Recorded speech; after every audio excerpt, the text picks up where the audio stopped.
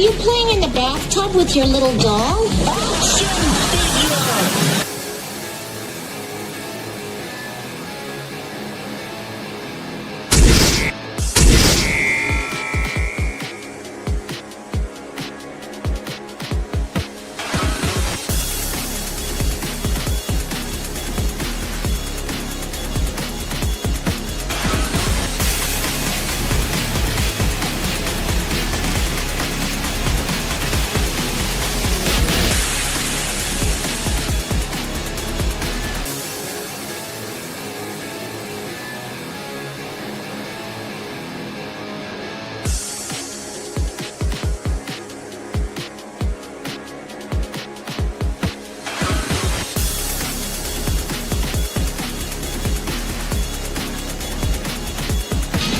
You can do it, Wonder Wheel. I don't want to go through life being a Wonder Wheel murderer.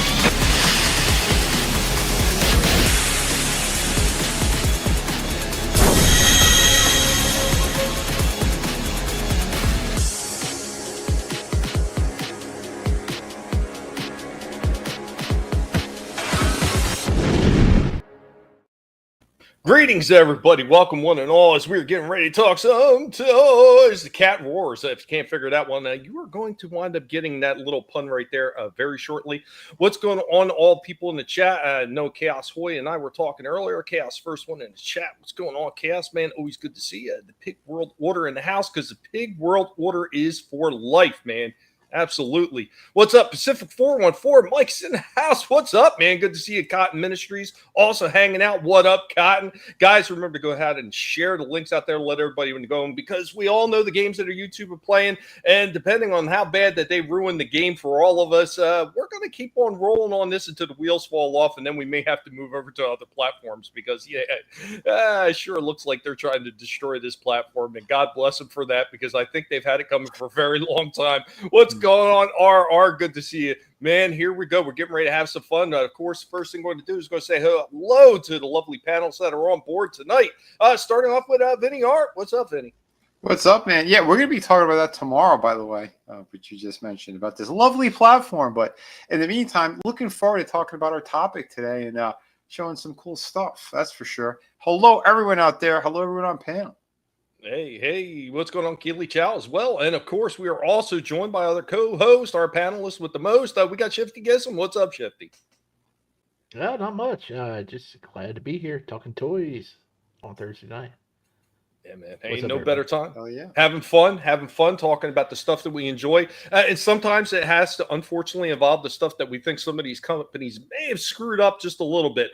Criticism is the best way for a lot of these companies to actually see what the hell they're doing wrong, because you don't tell them they're doing it wrong, they're going to keep on doing it, and you're never going to get exactly what you deserve. What's going on? Gap also in the house. What's up, man? Good to see you. Yo. We're going to get started. Man, the cat roars. You guys ready for this? Oh, yeah. Ready? It's been a hot minute since we delved into this subject. I mean, ho! And we're not talking about the ho train. Oh, well, maybe we will. Or Hacksaw Jim Duggan. Or Hacksaw. Is the Sheik in the back? Oh, wait a minute. He's gone too. Damn it. Who left that bag of Coke in the green room? Guys, let's go ahead and get started with our main topic for tonight. How you can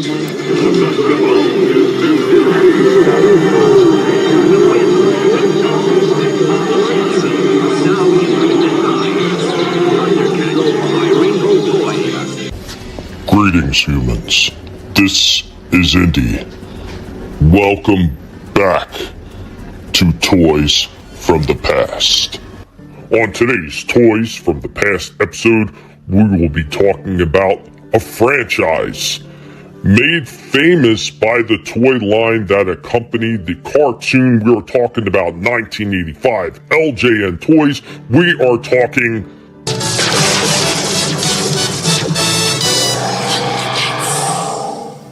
Thundercats. Now following in the footsteps of Mattel and Filmation Studios with their success of the Masters of the Universe toy line and of course that animated series, LJN grabbed the Thundercats license from Telepix and the late Ted Wolfe, creator of the Thundercats. They started manufacturing and producing toys and the figure-based toy line expanded to include vehicles, playsets, and role-play accessories.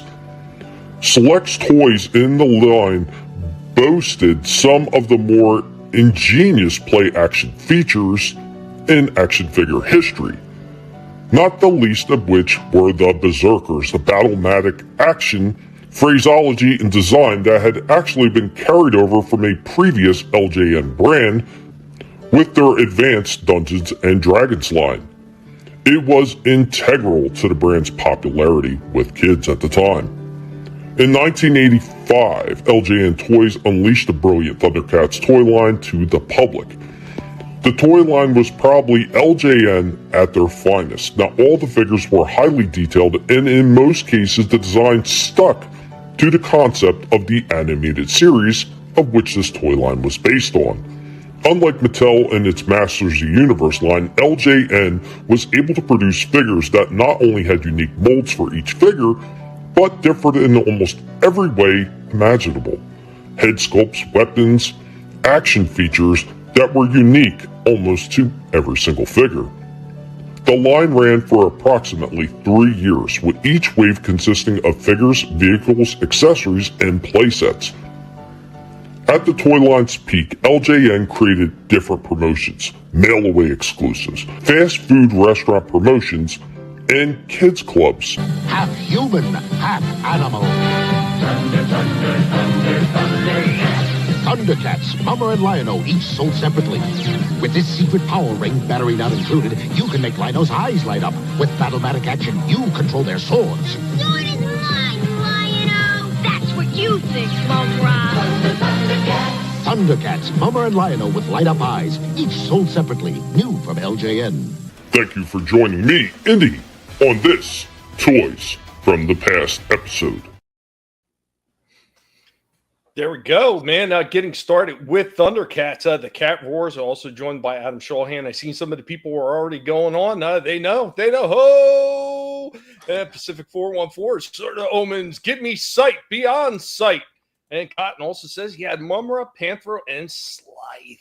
Nice. Sweet. Thoughts about this toy line? Dude, I love this Wow, toy line. This was my cartoon man back in the day. Yeah, I forgot that Lion-O's eyes lit up. I had that figure. I Yep. guess I lost that little finger contraption because I didn't remember his eyes lighting up. I had Lion-O, I had Panthro, I had the Abominable Snowman, I had the Mail Away Mumra. I got the Thunder Tank, thankfully. My mom found that at a flea market for me. And I didn't have the Snarf figure. I had the little Snarf pencil topper. I don't know where that came from. I think it came from Burger King. I had that as Snarf, and it was more accurate to his size. I used to use that as a Snarf. Yep. Yeah, we did that too back in the day. Yeah, you're right. They were great toys, and it was a great cartoon done by a Japanese studio, man. And that's another thing that Rankin Bass did a lot is they worked with some of these Japanese animation studios because they know that they were doing some pretty amazing stuff at the time, and that's who wound up doing Thundercats. That same company also did the Silverhawks as well. Yep. So. And Lord of the Rings or The Hobbit. Oh yeah. Okay. Well, they did the first one, The Hobbit, and then they did the last one, The Return of the King. In between the first two parts of the Lord of the Rings trilogy, they animated. That was actually done through, I think they said it was like Disney or something, because it was that rotoscope stuff that they were using for it. Ralph Baskey did that one you're talking about. Yeah. Oh, okay. Yeah.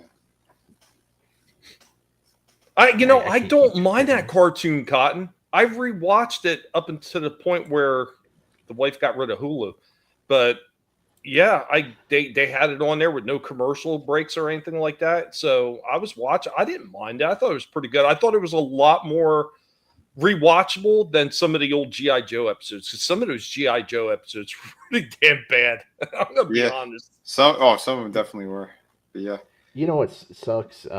My local affiliate, they weren't even an affiliate of any channel. They were just a UHF channel back in the 80s, and they were airing all the cartoons and stuff. I think they only shelled out for the first season because they played the first season episodes, and then they made a big to do about the movie because they made a movie where they introduced the second wave of Thundercats like Bengali and Linkso and everybody. Yeah. And then after that, they didn't play the second season. So when it landed on like Toonami, Cartoon Network in the late '90s, I was like, "What the crap? There was a second season of Thundercats? I didn't see any of these episodes." So Yeah. I got screwed. I got screwed in my town. Oh man, yeah. There was a good number of them that weren't good, but they moved the story along in a big way, and they brought in other elements which were pretty cool. And then there was like a huge hiatus between the last episode we saw and then when they finally found out who had the rights for Thundercats, and it turned out it was under Warner Brothers. So DC had the opportunity to continue the comic book. And they did. They did like a 5-issue miniseries, and it was fantastic. Where Lion-O went into the Book of Omens. He was training in there with Snarf, and when he came out, it was like another 10 years later, and everything got destroyed and screwed up. A couple of Thundercats were killed. Mumra took in Wily Kit and Wily Cat and made them like his concubines. It was crazy. Wow. Yeah, they were serving him. It was It's crazy. I remember the week that show premiered. It because they were showing like ads and stuff for like Thundercats coming this week, a 5-part miniseries, and I was like 4 or 5 years old, and I remember I watched like the first or second episode, and I was 2 episodes in, and man.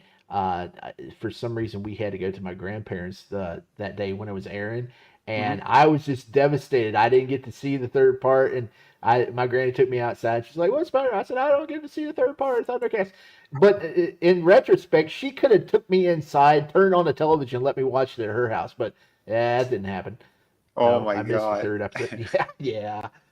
Real quick, say hello to Bone. Bone's out there. What's going What's on, up, Bone? Bone? Thanks for joining us. And real quick, Pacific 414. He says he had Lion-O, Chitara, Tigra, Panthro, Mumra, Jackalman, Slife, and Vultureman. Like, damn, dude. Wow. He said, But, unfortunately, the house flooded one year and they were ruined. Boo. Oh man. no! Oh, Damn. That's go ahead, dang. Shifty.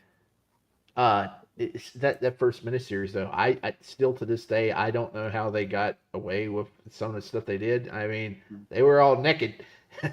they were all naked running around that spaceship, and then they finally got closed. Yeah, I don't know how they got past. Yeah, that was weird. Well, because there was They no didn't junk have hanging out. Yeah, they had no junk. Yeah, Thundercats don't got no junk. Oh shit! Yeah, but it was essentially what the fuck? It was Star Wars, Yeah. basically. But yeah, I thought they did a fun job with it, and yeah, that series was just pretty damn killer. Man, there were some dark episodes too with Mumra. Yeah, there was. When they first introduced the character Mumra, he was like super all powerful. And yeah, RR shit. RR, all the figures, the Cat's Lair and the Thunder Tank. Whoa. Yeah, dude, that's fantastic. Did you have Mumra's Fortress too? I had the Thunder Tank. Yeah, man, I had a good number of them as well. Not everything, but a good number of them. Yeah, Panther was my favorite. I think he was everybody's favorite just because of nunchucks. They get that and he whole was ninja smart look and too shit. with the Tabi ninja- style type boots and everything. Yep. I mean, the character, he built everything for them. Like, yeah, he was like their super genius. Plus, he could be a tag team partner for Demolition. Right. Yeah. Yeah, they had the same outfit. Yeah. Also, he was Cliff Huxtable's father. Oh, okay. Nice. Yeah. Yeah. RR the says voice it acting was was Star Wars and Excalibur, huh? Yeah, kind of to a degree, right? Mm-hmm. Bone only had a few of them. Oh, you didn't have Mumra's Fortress. That's all right. Couldn't get them all, right? Couldn't get them all. We never had like the skinny little Mumra. We had the Ever Living because the other one was the mail away, and I knew one person who had it. I wanted to strangle him. Well, that's why I had to bring that up in the obviously in the the Toys from the Past segment. And it was like, yeah, that's too cool. I have to bring it up. There was a lot of other stuff that I had to leave on the cutting room floor because I had to make time because of StreamYards. Granted, StreamYards just give it a few things back. They gave us a few things back, but unfortunately, the ability to put on the longer clips on my end, because apparently they're too detailed. There's too much stuff going on. Too many gigabytes being used. So I can't, I got to cut my clip segments down, or I got to start doing a little bit less with them, which to me, that's just no damn fun. But Adam, any thoughts on Thundercats before I move on to my next clip? Oh, That's it. Short and sweet. What are you Slasher this week? Are you taking over for him? I cannot confirm or deny. This son of a bitch. And we want to wish all the best to Slasher and everything that they got going on over there. And we look forward to getting you back once everything clears up, because we have all the faith in the world that you'll be able to pull through all the nonsense that's going on now. And Godspeed, buddy. Hold on, wait a minute. He loves it when you send prayers for him. Prayers, Slasher, lots of prayers. He was calling me all kinds of dirty mofo, this and this, that, and the other thing the other day when I said that to him. So, yeah, nothing but the best, buddy. No, seriously, we look forward to getting you back once everything. You want some Gaylord, Tommy?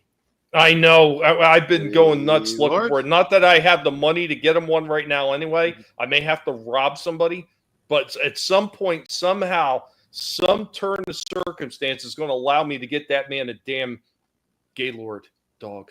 And I'm going to make him do a full review. He's going to have to show the thing, walk in with the bone of its own, the whole thing. And then we'll play his metal song, because we have to play his metal song. Gaylord! Gaylord, you look kind of crazy, you move kind of lazy. See what he'll do. Gaylord! Gaylord! Gaylord! Here we go! Kinda crazy. Kinda lazy. With a full string and he walks with you. Gaylord! Gaylord! Slasher wants him!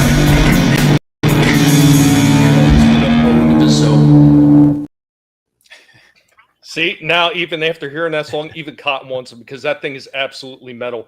But yeah, let's talk a little bit more about Thundercats. Here we go. We're sidetracking ourselves. It's always fun here on the Toy Show, though. So I've got one here. I was looking in the back to see where the other ones were. There was at least one more that I know of, but I couldn't seem to find it. But I did find this guy right here. And yeah, let's go ahead and we're going to get into some old school toy time.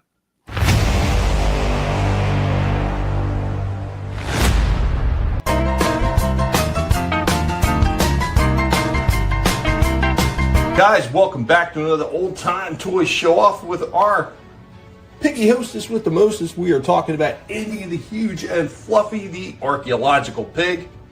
Indy, say hi to everybody, Indy. Oh, there he is, hiding underneath his lettuce.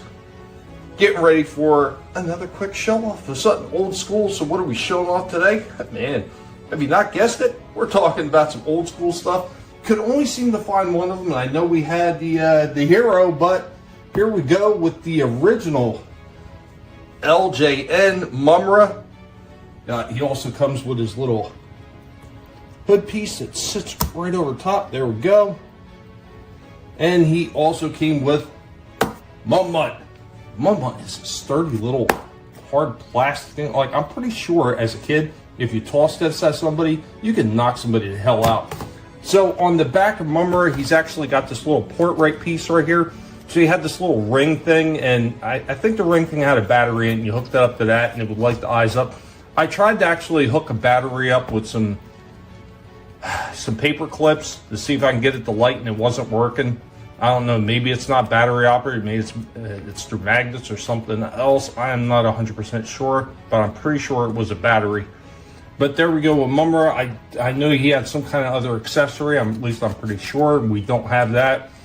Then he had the little lever action on the back right here for the action, and yeah, it still works.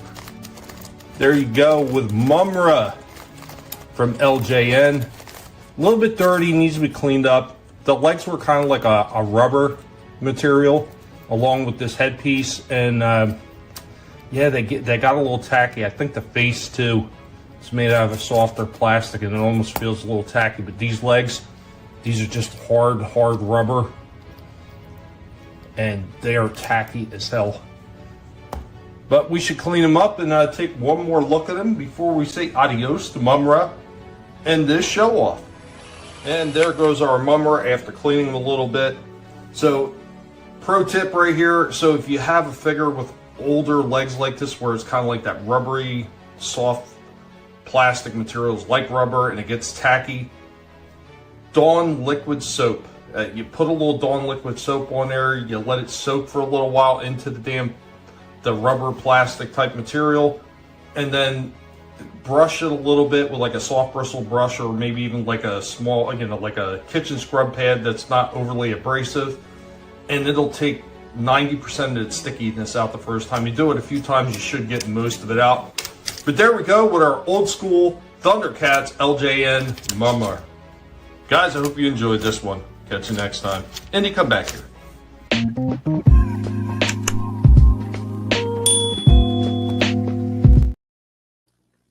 Nice. Great tip as well. Yeah, man, I've used it a few times, and it does work marvelously. And what's going on, Told Batman? I see our favorite lizard is in the house. What's up, buddy, man? Good to see you. Yeah, this is the best chat ever. Superstars. Absolutely are. Guys, remember to go ahead and share links out there to let everybody know we're going. YouTube's always playing the games. Everybody's watching on other platforms and everything. Hey, man, don't be shy. You can subscribe to the YouTube channel for now while it's still free until they start doing ID checks or whatever the hell they're going to do. But, that's a story for a different time. But tomorrow. Yeah, it was fun digging this thing out. I wish I could have got the eyes to light up. It didn't, and this was actually before I went and put everything together because I forgot if it was battery operated. And then I got everything together. I was like, it was battery operated. I'm like, shit. So I was doing the right thing, trying to hook it up with paper clips to see if I could get it to light up, but it just wasn't lighting up. I don't know if it was just one AA or if it was the power of something like two. I don't know. Whatever it was, I could not get this thing to light up with what I was using. It might even been I didn't have the paper clip touching the right spots on the back. No clue. Could even be that the bulbs in the eyes have burned out for all I know. It's possible. I know. Thing's freaking 40 years old. Just a tip. Just a tip. Oh no. Never give him your ID. Jesus. But yeah, that's what I got for our start to the show with Thundercats. Anybody else care to take the floor? Yeah, I could show real quick. Here's I got more than a few things, but this was kind of cool. This was Cops and Thundercats. This is from a little while ago at one of the comic shops I went to, but I love when they have like the retro stuff and like some of the stuff's already carded as well. And dude, those things are just beautiful. But yeah, there is here's the Panther. I have this one. I think this is the one that was released in GameStop like maybe 6 years ago or so. So I do have this version. I couldn't find where the hell he was, so I couldn't do the review on this one. But he does come with a lot of cool stuff, and behind him you can see he has like the spinning nunchuck that's back there. That's pretty cool how they did that.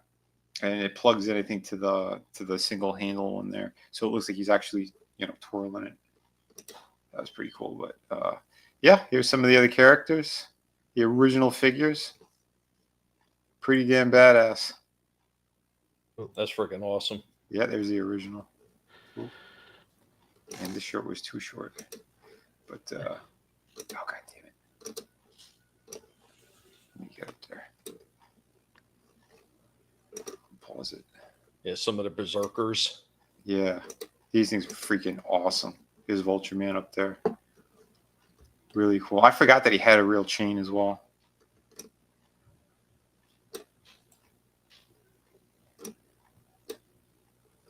Here we Here's the one you just showed. Yeah, and they had there's the Mummra back there. The little Mella, yep. That's so cool.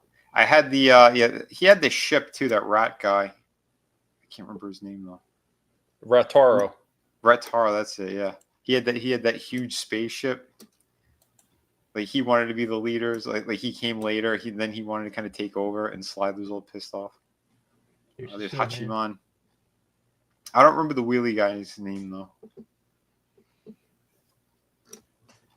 But yeah, there's the abominable snowman guy. He was cool. He had a helmet you could put on him and a big old spear. Yeah, he had like the javelin.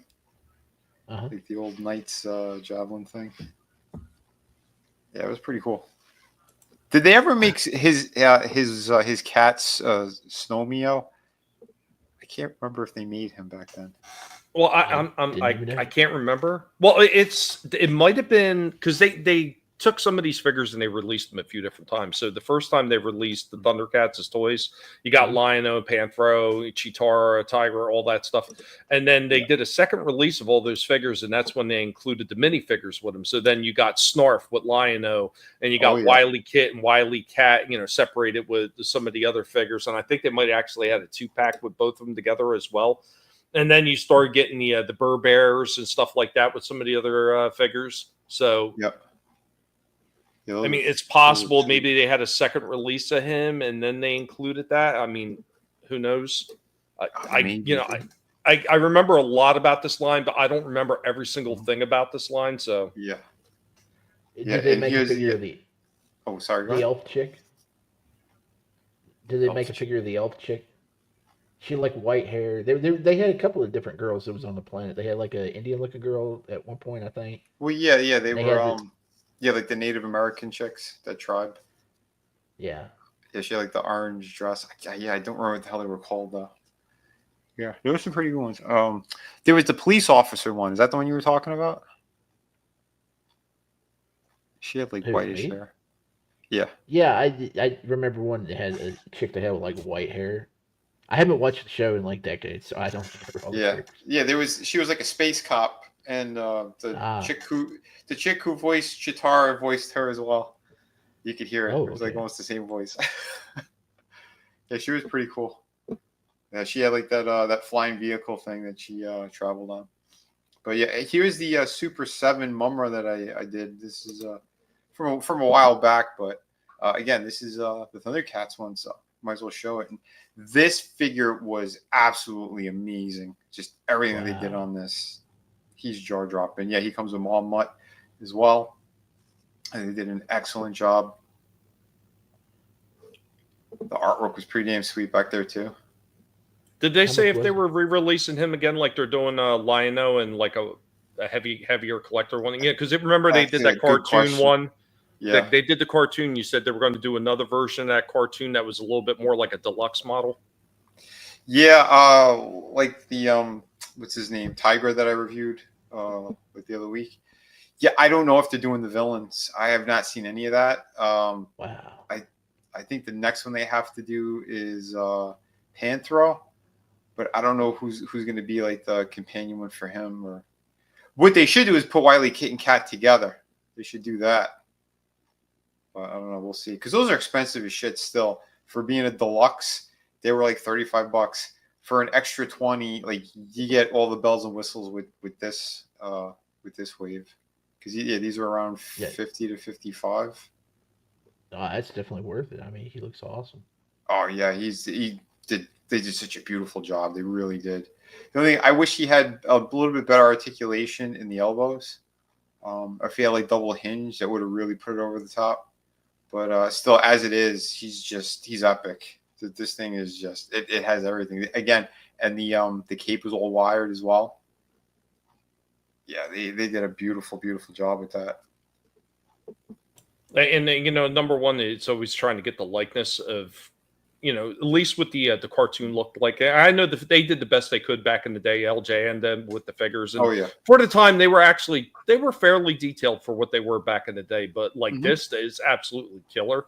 It's such a Yeah. good look. It's just, it's like always with me. It's with Super 7. It's always the finer details that they miss. And like you're saying, it's the elbows, or it was like the gauntlet shield claw Yeah. that didn't port properly onto Lion. It was like all stupid shit that they always miss. Yeah. Things that are supposed to be like, second nature. That it's a key part of a character. It's like, how did you screw that up? But I got to say, this one was really, really impressive. The paint job they have on him too. Everything was just like, yeah. And the scaling is excellent on him because he's supposed to be towering over. He's great. Yeah. Now, you're saying Wily Kit and Wily Cat together. I will disagree. They're such small characters that I think you put Wily Kit, Wily Cat, and Snarf together, a triple pack, since they're so much smaller. I agree. Yeah. Or I think Snarf should have just come with Lion-O right off the bat. And then you could do Wily Kit and Cat and give them their boards because they're almost always with those flying boards. Well, okay. Well, then if you do the Wily Kit and Wily Cat, how about put Snarper in with those two? Oh, yeah, you could do that too. Yeah. That would work, but these companies, they don't want to, they're not looking out for the fans. They don't give a shit. I was like, we'll do a single release of each of them and keep them at the same exact price point. And that way, if they want to collect the whole thing, then we get more money. It's like, you guys are just scumbags. See, something like this, I would have painted that black underneath. I don't know why it's all blue. It should have been black. But yeah, I love the gold that they did on like that kind of those shin guard things that he has. And when it comes to paint, yeah. When it comes to paint applications and usually the sculpt work for Super 7, I won't take anything away from that. Like even that Cobra Command that I have, man, it looks good, but that's where it stops. It just looks good. It doesn't perform very well. Like when you start moving this thing with the whole waist joint, that freaking stupid T-cut joint that's in the middle is so loose that he flops back and forth. Give you a rifle with no freaking handle. And then the prices that they're charging for a lot of these, even those little Kenner-sized Star Wars figures, they're charging over $22 for now. Like, when you're talking about not looking out for fans, they're one of the companies up there, along with NECA, that just don't give a shit about the fans and how much they want to dig into their pockets. Yep. Well, you say that about the paint application being great on Super 7s. Well, here's the thing. I started collecting their G.I. Joe line, the Ultimate line. I ordered Cobra Commander and I ordered Duke. Well, I didn't really want Duke, but I had to get over get up to the free shipping, and I wasn't going to, pay for shipping, so I just ordered another figure. And so I was like, hey, Flint and Lady J, they're also on. Let me get those. And I started reading the reviews that they actually didn't put some of the paint application in on those two because there was an error or something to where they didn't get their paint apps. So, and that was like one of the infamous things about that series. So, and that's why those two always were so much cheaper, Lady J and Flint. So, they're not always on top of their game when it comes to paint application. Because there's a lot of skin detail with Duke. There's like skin shading and stuff, but they're not on the Flint and Lady J figures. So that was a big disappointment there. Yeah.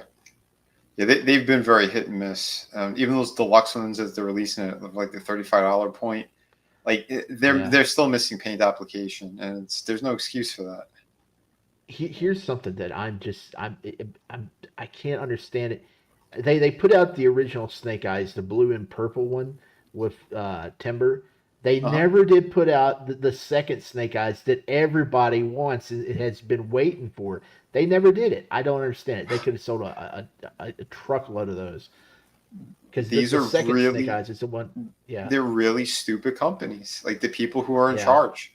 It's the same thing with like the comic book companies. It's like you got these morons in charge that are they hire people who don't have the real talent to do it, or that they just half-ass things. And that's why I have such low quality. When you have real fans who want to work on these things and they can't get near the projects, Or at the very least, you know what? They should go out and they should poll some of the fans and see what the hell they want. And what's going on? Johnny Lawrence in the chat too. What's up, Johnny? Man, no mercy, buddy. No mercy in this chat. But Tommy, it comes back to the suits. They don't want to do that footwork. They don't care. Oh, we got the license. We got the reference material. That's enough. We're good. We're good. Yep. And the consumers keep buying shit, so they're going to keep making shit. Yep. This is also true. You know, like I wasn't gonna get this whole set. I have Mumra, Lino, and I had gotten that Panthro. Panthro was first, and I think it was before it was Super 7. I think it was another company that had the rights to it, but it was the same style. Yeah, I wasn't gonna be forking up. And, you know, once again, this is going back to I would love to see Jada tackle this. Oh yeah, Jada would crush it. I think that company. I'm telling you, it's my new favorite company. Almost everything they're doing is just, you know, next level for the price point too. It's like they actually give a shit compared to these other companies, you know.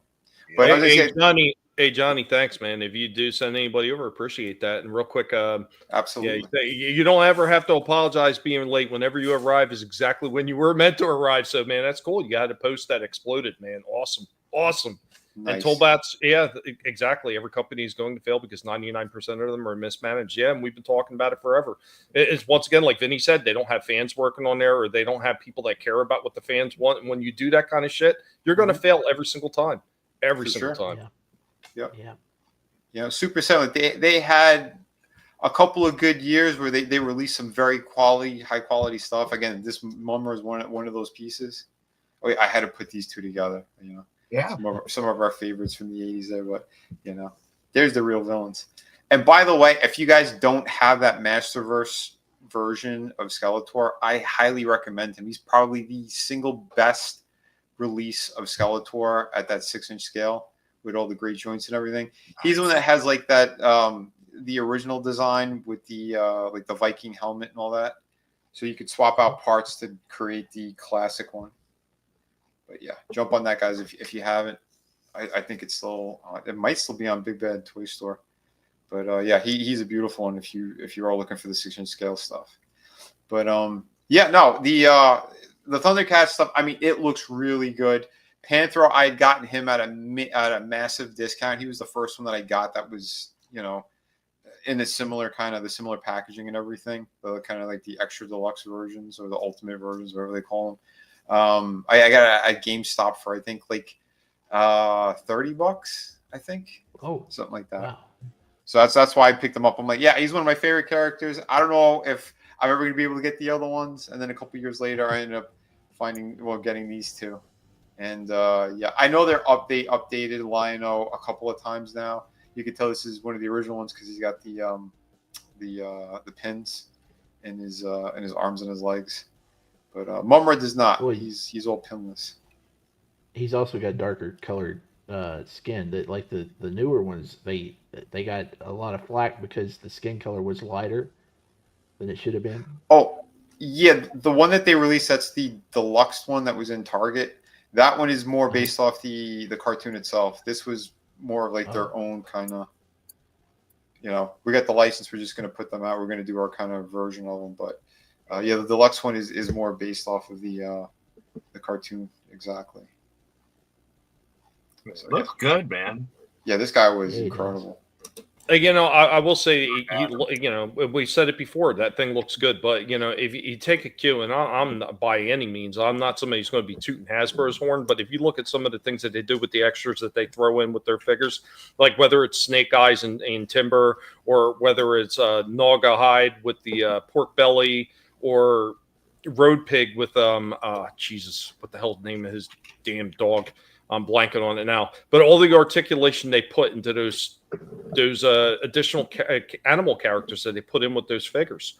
Mm-hmm. There was like almost no articulation in that damn thing. And I know that, you know, the original one was zero. It was just a little standing. Yeah. But still, you know what I mean? With all the money that they're charging for those damn, what was that number? Like over 50? I think he was 55. Mm-hmm. Yeah. For that kind of price, you can't include a little better articulation with that dog, make it look like an old play school freaking dog. Like, really? Oh, yeah. Really? Yeah, for sure, man. For sure.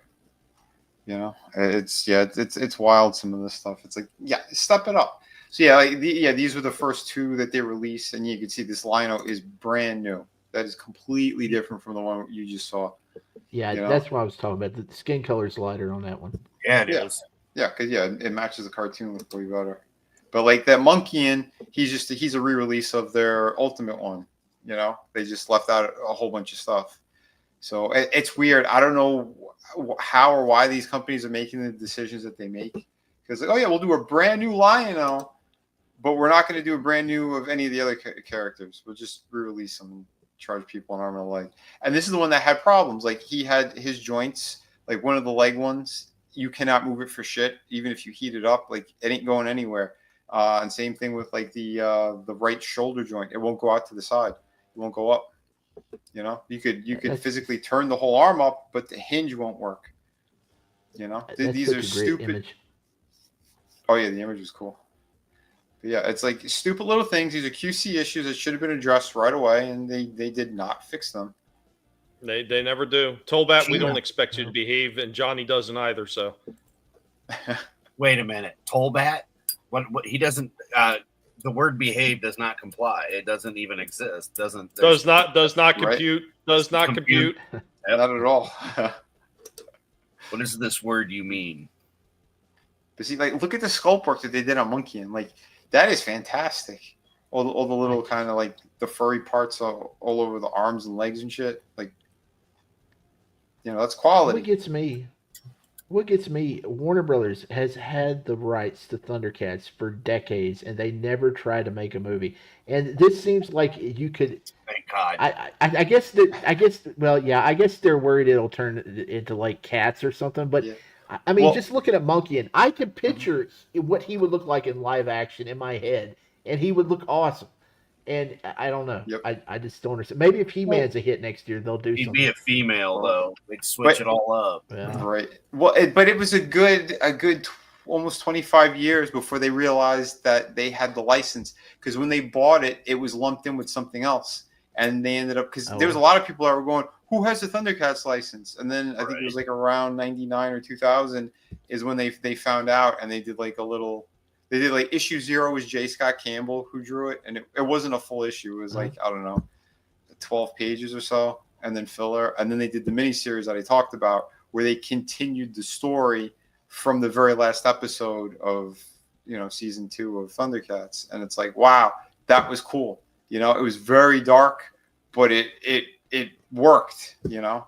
Well, Vinny, add on to what you're saying. When a lot of these companies wind up buying out other ones, like when you seen Mattel took over Tyco Toys and they wound up getting Matchbox, and they got a few other, you know, brands along with that as well. Or when you seen Hasbro take over Kenner and all the stuff they wound up getting, including Tonka Toys and all that other stuff that was already bought out by them. It's the same thing with a lot of these other companies. So they wind up getting these franchises. They have no clue that they were thrown in there. That's why you got companies now like. And I'm not saying they're doing, I haven't seen everything they've done yet, but I've seen the Cell has been going out and they've been nitpicking, buying a lot of these franchises, these other companies that acquired from, you know, other toy, whether it was Tomy or whoever that they wound up purchasing back in the day, and they did nothing with these franchises. They're nitpicking and buying these ones off left and right that nobody's using. They're just sitting in their, you know, their library, so to speak. Yep. And, you know, they're trying to breathe new life into it. And so that may happen with some of these other companies that have these rights, things like this, and they don't want to do nothing. You may see another company step up and say, look, you've had this forever. You don't want to do nothing with it. Let us go ahead and purchase the rights off so we can do something with it. So you may wind up seeing something like that if, you know, Warner Brothers doesn't want to do nothing with it. Dude, like I said, fingers crossed that Jada jumps on this toy line. Yeah. Because they would do justice. Everything that they're doing right now is super impressive. There hasn't been one figure I'm like, yeah, that's mediocre. No, they all look great. You know, even like the franchises I'm not familiar with, like the Cyberpunk stuff. I've seen a couple of them that they released. They had soft goods on them, extra articulation. Like, really, really good stuff. So, I don't know. You know, what I hope is that Ninja Turtles movie, they keep saying is in the works for the last Ronin. I really hope that is I hope they're going back to the original movie style with the suits and stuff.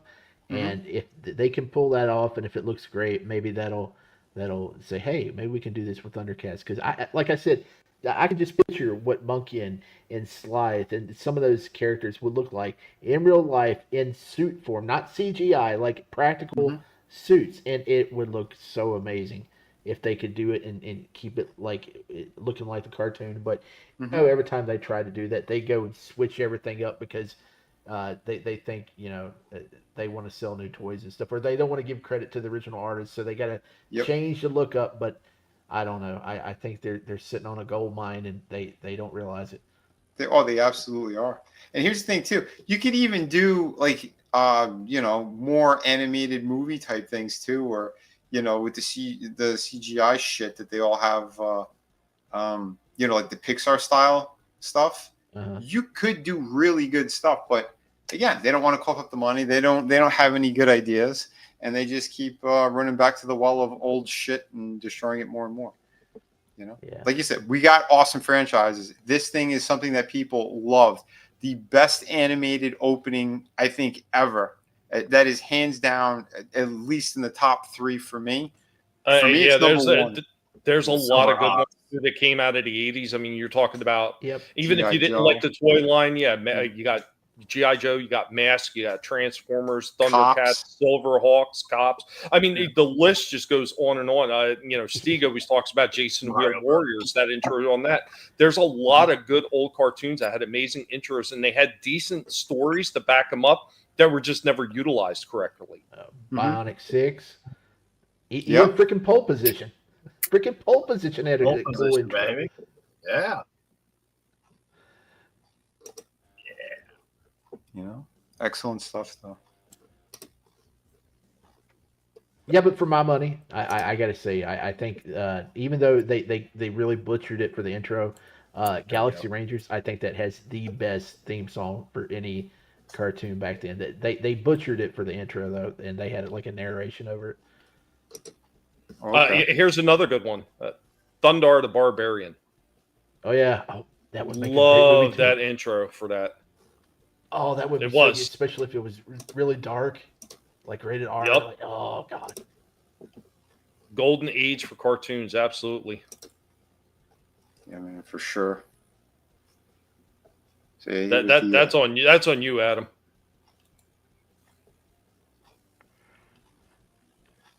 Adam, you there? Do what? Tollbat wants to know where you got the Punisher flag. He said the wifey wants one. I don't know. I got it like 20 years ago. Oh wow! I honestly don't remember. He was high when he got that flag. He was high. No, he didn't pay full price because he was high. Real quick, my friend. Before you get into that, Vinny, quick question from Johnny Lawrence. Question: if you could go back in time and only bring back one toy, what would it be? Wow, that's one that we had, or one that we wanted.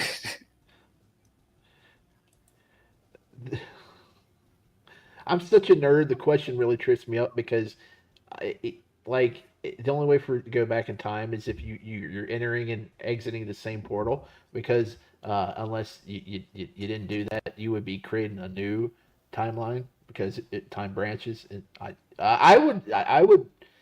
I never did get it, and I always wanted it when I was a kid. It was that Inspector Gadget doll.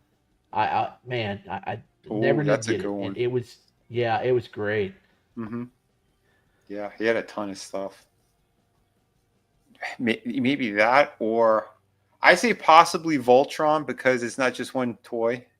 You'd get all the cats all together, so it's you get more bang for your buck for sure. That was one of the ones I never had, but if I'm going to get that, I don't want the Mattel version. I want the original Go Lion version from Bandai. Oh, hell yeah. Yeah, that'd be good. Adam? I got nothing. He's got nothing, folks. He doesn't have nothing because he was high. When Johnny asked that question, he went and got high. Now I'm sitting here, he ain't got an What answer. about you, Tommy? You know why? I already said it. Oh, it would be Voltron? It would be the Bandai version. The Bandai one. Okay. I would have said the USS flag, but I don't think I could fit it back through the portal. Who's saying the portal's going to be small? It could be a huge portal. It's a tremendous Huge. portal. It's so big you could bring the U.S. flag. Would you do it? I know the Bondi and the old Mattel ones are worth money, Johnny. I'm not really sure about Inspector Gadget. I'm sure since I don't think there was a ton of those made. He's probably worth something too. Oh yeah, I think so. Didn't he? He had like soft goods as well, didn't he? Like his trench coat. I thought it was.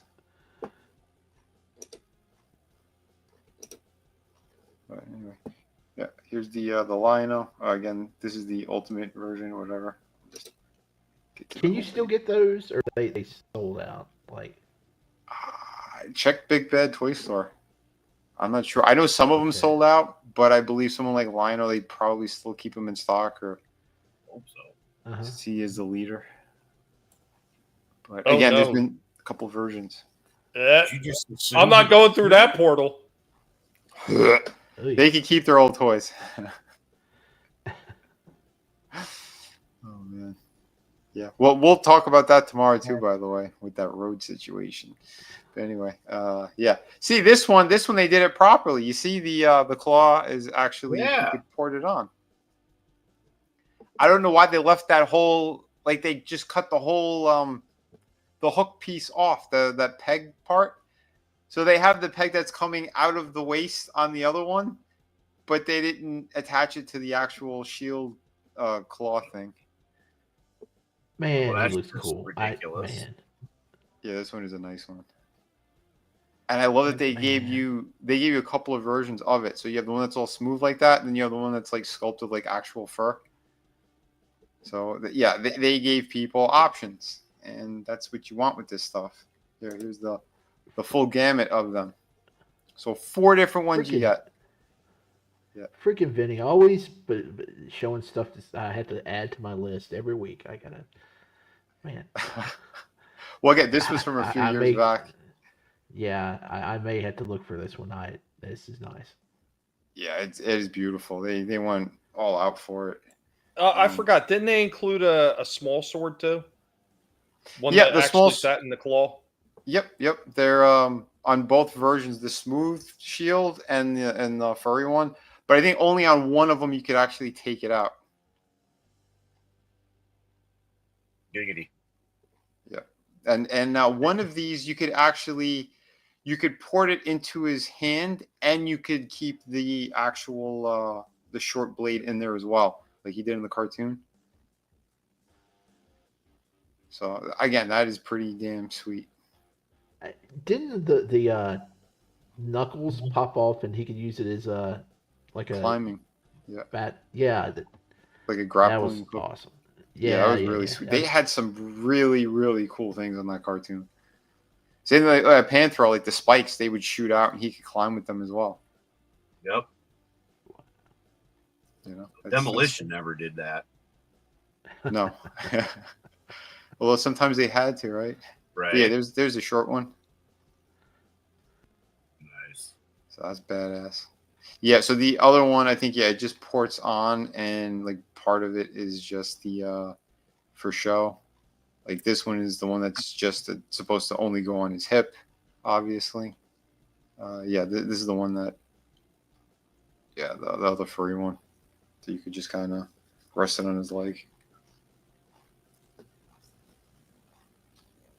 Too bad they didn't give him the one where he's doing the sight beyond sight, where it's not the full sword, but it was the smaller sword. Oh, that is just... Yeah, I mean, they gave us 4 different shield gloves. I mean, and again, not that I'm complaining. You got a lot of stuff, but like that would have made, to me, more sense. Oh, yeah. Because you've got 4 freaking... Mm-hmm. Yeah, there you go with like the curl part, but... Yeah. I think probably why they didn't do it.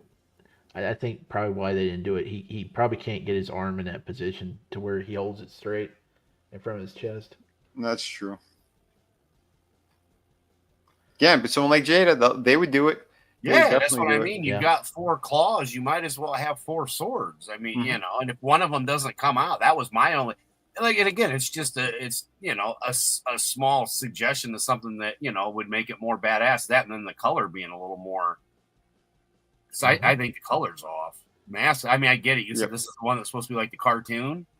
No, this one was more like they're kind of their own. The one I showed before with Monkey and that one was the one that's based strictly off the cartoon. Yeah, that one was thick. This one, yeah, he was much lighter. But yeah, you can see too, like the body shape's a little bit different. The joints are all different. Like there was no reuse, which I will give them that too. I mean, yeah, they did go all, giving us a brand new sculpt altogether. I think the hands might have been, I think the hands were reuse. But and then later they released Jaga, and Jaga has the proper hinge on the wrist that you could actually put the sword up in the air the proper way. This one did not come with that. And this is the 2.0 version. I think they released one more version of him. I know the one that he was supposed to be on Hook Mountain, where he's kind of frozen. That one, I believe, doesn't have any. I think it's all pinless joints, and he comes with the proper wrist joint. But the thing is, it looks like he's got frostbite. That version that they released. So I don't know. Like you said, Super 7, they're bizarre with some of the choices. Yeah, that's one of the problems always been with Super 7. I mean, they've been around for a long time, and they just weren't called Super 7 back in the day. They were just called Reaction, and that's all they were called. Yeah, we talk about it a lot of times. A lot of people forget they've been around for that long. I mean, that's like early 2000s, late 90s. They've been around since. So, yep. Yeah, the Book of Omens. Yeah, it does look great. The paint job is so good on it. Yeah, again, I'm very happy that I got them. Like, they're really killer. That hits all of the nostalgia buttons. But not only that, I mean, like you were saying, Tommy, back in the day for what they had, that was pretty cool. But to get this kind of level of detail and stuff, and more posability, that's always a good thing. And you know what? Even for the problems that they've had with the newer ones they put out that are, the more, I guess, they're more affordable line, even those sell out. Oh, so yeah. It's telling you there's still a huge mark for them. Why, like, some of these companies are not, like, eyeballing this shit and say, hey, maybe we should take this and do something better with it. It's just beyond me. It's right there in front of you. I agree, dude. I agree. I don't know what the hell's wrong with them, but the writing's on the wall, man. People have been waiting for this for decades. Absolutely. Yeah. I know that they gave the license for the comic books over to Dynamite, and they're butchering it all. They destroyed it because these are people who don't care. That guy who owns it, Nick Barucci, he's. Gotcha. I don't want to get negative with shit, but yeah, he tanks everything, and it's just about the alternate covers, right? So if someone who's gonna jump on it, or if Warner Bros. Decides to license it out, do a little research. See if the company is worth actually investing in or letting them use the damn property, because you'd want this thing to keep going in a good direction, not making it shit to bed. So get creative teams involved that care about this stuff. Like, they just don't care. It's just a quick cash grab for most of those places. Nice. Scaling really well with that He-Man too. Oh yeah, that's the 40th anniversary one. I love that one. That one was done so well. Oh yeah, these are amazing. I think the ones that Shifty saw, the crossover one, I think they're at the smaller scale. They're like probably an inch. Their origin size. Yeah. So they're in that 5-inch range. Which, I mean, I don't. If I see Chitara, I might get her because I don't have her. Dude, I love the origin line and the crossover stuff they're doing. I think some of these companies are going a little bit overboard with all the damn crazy crossovers instead of like, hey, give us some more of the characters we haven't seen yet. They've just been leaning heavy into all these crossovers, whether it's Playmates, whether it's Mattel with this shit. They're getting a bit overboard. Like, hey, come on, can we get back to making more figures from the old lines that they've been selling out like hotcakes, or do some re-releases? Yeah. Tollbat, look at Tollbat coming in. 14G on the Death Star from Exotic Flower. It's a hybrid. $95 was the original price. The original price was $95 to $80. Yeah. Damn. I remember when they had that big ass freaking Death Star that was in Toys R Us. It was the Darth Vader Death Star crossover with the Transformers. That thing was pretty expensive. They also had the other large one was Han Solo Chewbacca as the Millennium Falcon. They both transformed into the Millennium Falcon, and that was also a heavy price tag. Damn. But, yeah, those are the big ones I got here. You guys saw the tiger from I think it was last week. Yeah. You'd show that one. Yeah, that was a pretty nice one. But again, like you said, that's the more affordable line. So, but again, I never got him in the Ultimate line. I'm like, I wasn't gonna cough up the money for that. And I know Big Bad Toy Store, they had the exclusive where he was all clear, like when he makes himself invisible in the cartoon. Oh, that one looked pretty damn sick. But I'm like, too much money. He wraps the rope around, or his 3-tip whip, yeah, the whip. right? Yeah. Yeah, the bolo whip thing. Thank you. Yes. Yeah, that thing was killer. Yeah. Killer. I remember.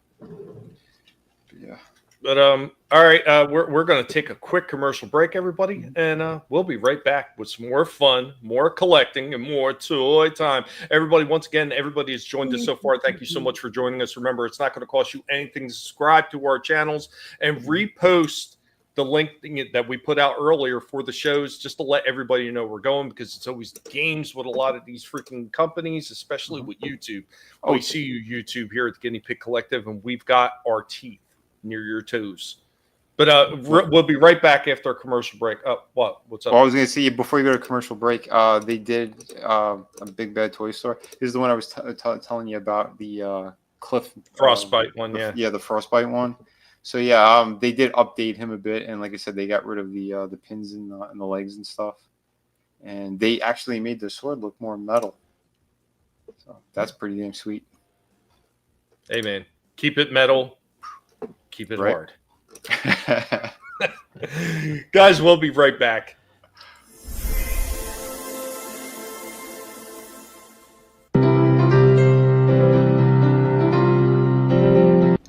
I am your Professor Indy of the Guinea Pig Collective. Welcome to Toys from Bygone Eras. Voice control, Kennedy Airport. The tower speaks and tells you what to do. TWA Flight 7, clear to land. Remco's voice-controlled Kennedy Airport is just like a real airport. You get over 16 different orders from the tower's electro-recorder that you hear through your earphones. Listen. Ground control clears United 117. Kids, for real excitement and adventure, take off with Remco's voice-controlled Kennedy Airport.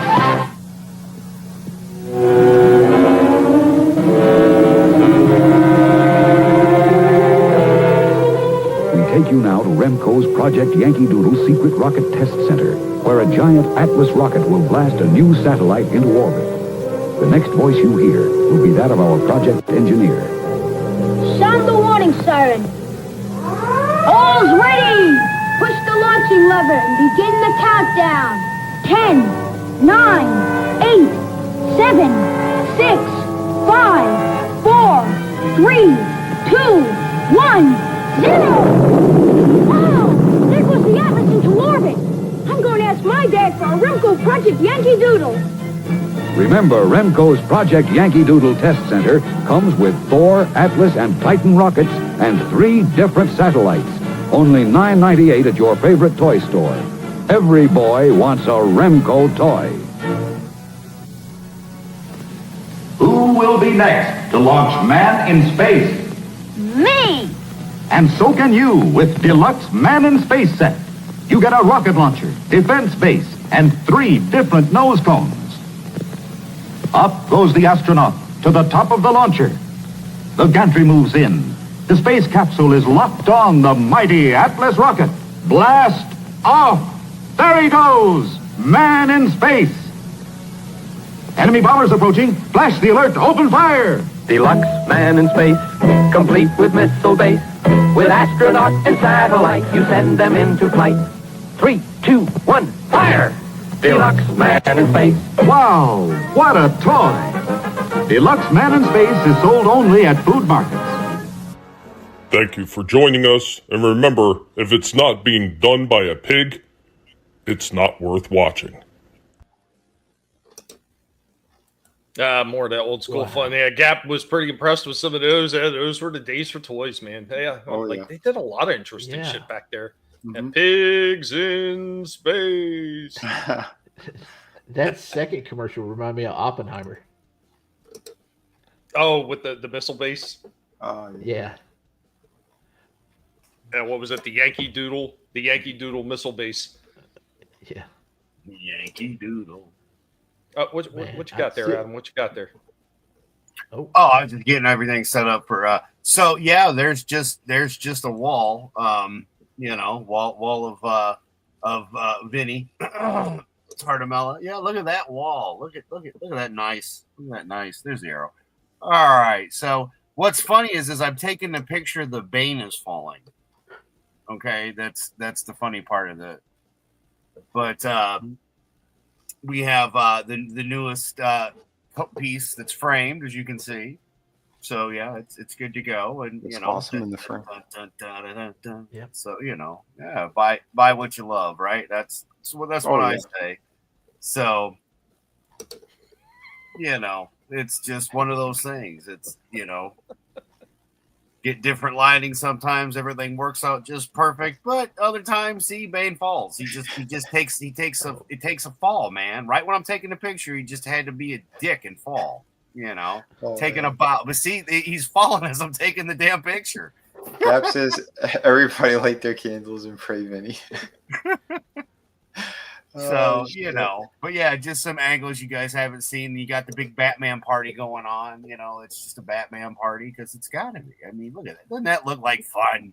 Who doesn't want to be partying down here? Those are cool ones, hanging out on the bottom shelf. There's our arrow.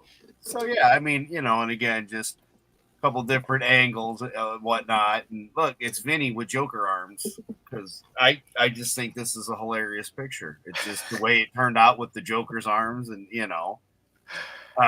you're Batman, and then okay, here we go. This is the setup. So there's Vinnie's Iron Man, and then there's my Lego that I based off of his Iron Man, because that's what we do. I mean, look, it doesn't get much more I mean, I can't. It's right there. It's literally it's right there, and he's right there doing the same thing. Look, he's got little computer screens.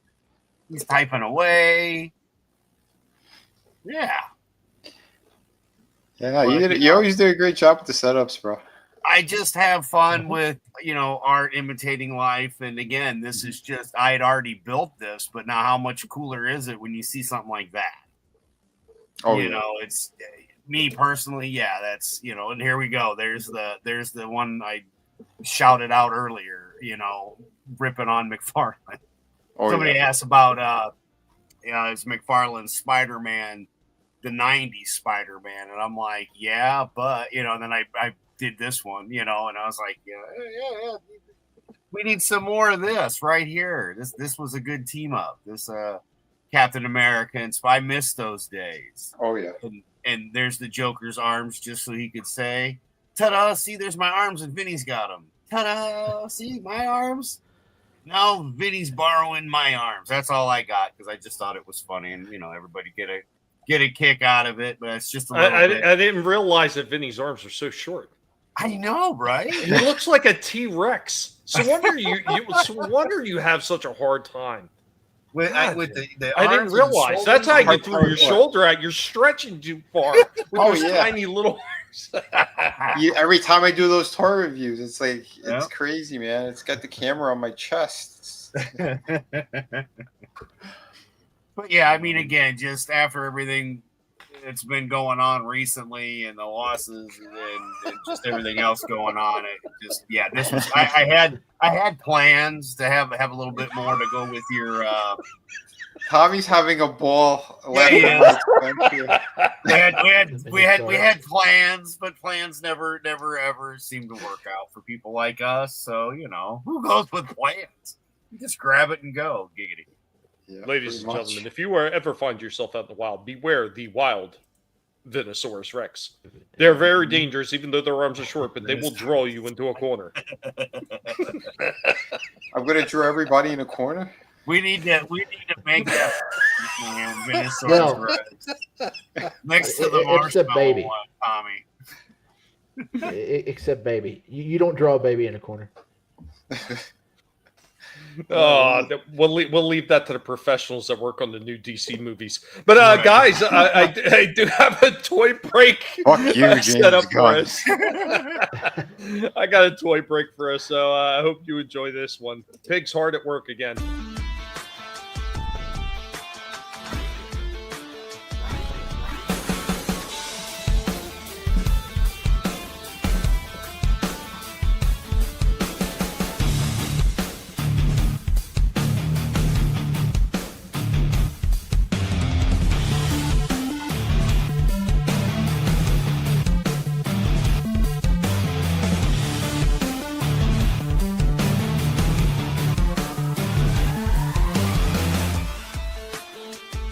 Guys, welcome back for this toy break. So we're going to start off by taking a look at a few things that we've already looked at before. So we're going to take a little bit closer of a look at the Land Shark from the Hot Wheels Premium Masters of the Universe collection. Yeah, this one is pretty sharp. I do like this. I picked up a few of these things. I love the detailing and everything that they do on these things. They look really sharp for little Hot Wheels miniatures. Of course, we also have the Turtle Party Van. That's sick. Really difficult to see everything through this package, but this is a lot better than how I showed it off before. All the little detailing, even with the turtles on that front wheel, spare wheel cover. So there we go with those two.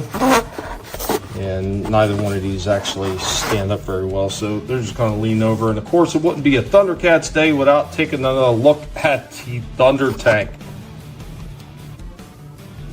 This thing is pretty damn sharp. Now, I know there was a few Targets I've seen that still have these things. They still have the Turtle Van, the Thunder Tank. I haven't seen the Land Shark in a while. The only thing I've seen is the Wind Raider. And I'd pick it up, but ones have been kind of tight, and these ones are more in the like $5 to $6 range, and it's just like everything's just been a mess with finances. But there we go, Thundercats and that Thunder Tank. And we will be showing off something new. So adding on to the DC Micros, I did wind up finally picking up that Aquaman. Seeing the Cyborg again, and yeah, just like the first time I'd seen it, it looked like garbage. The Aquaman, he doesn't look too bad compared to the other one, so I picked him up. It's just a shame that the Cyborg looks terrible and they never have Green Lantern in stock, or I'd have them all. So there we go with your toy break for today.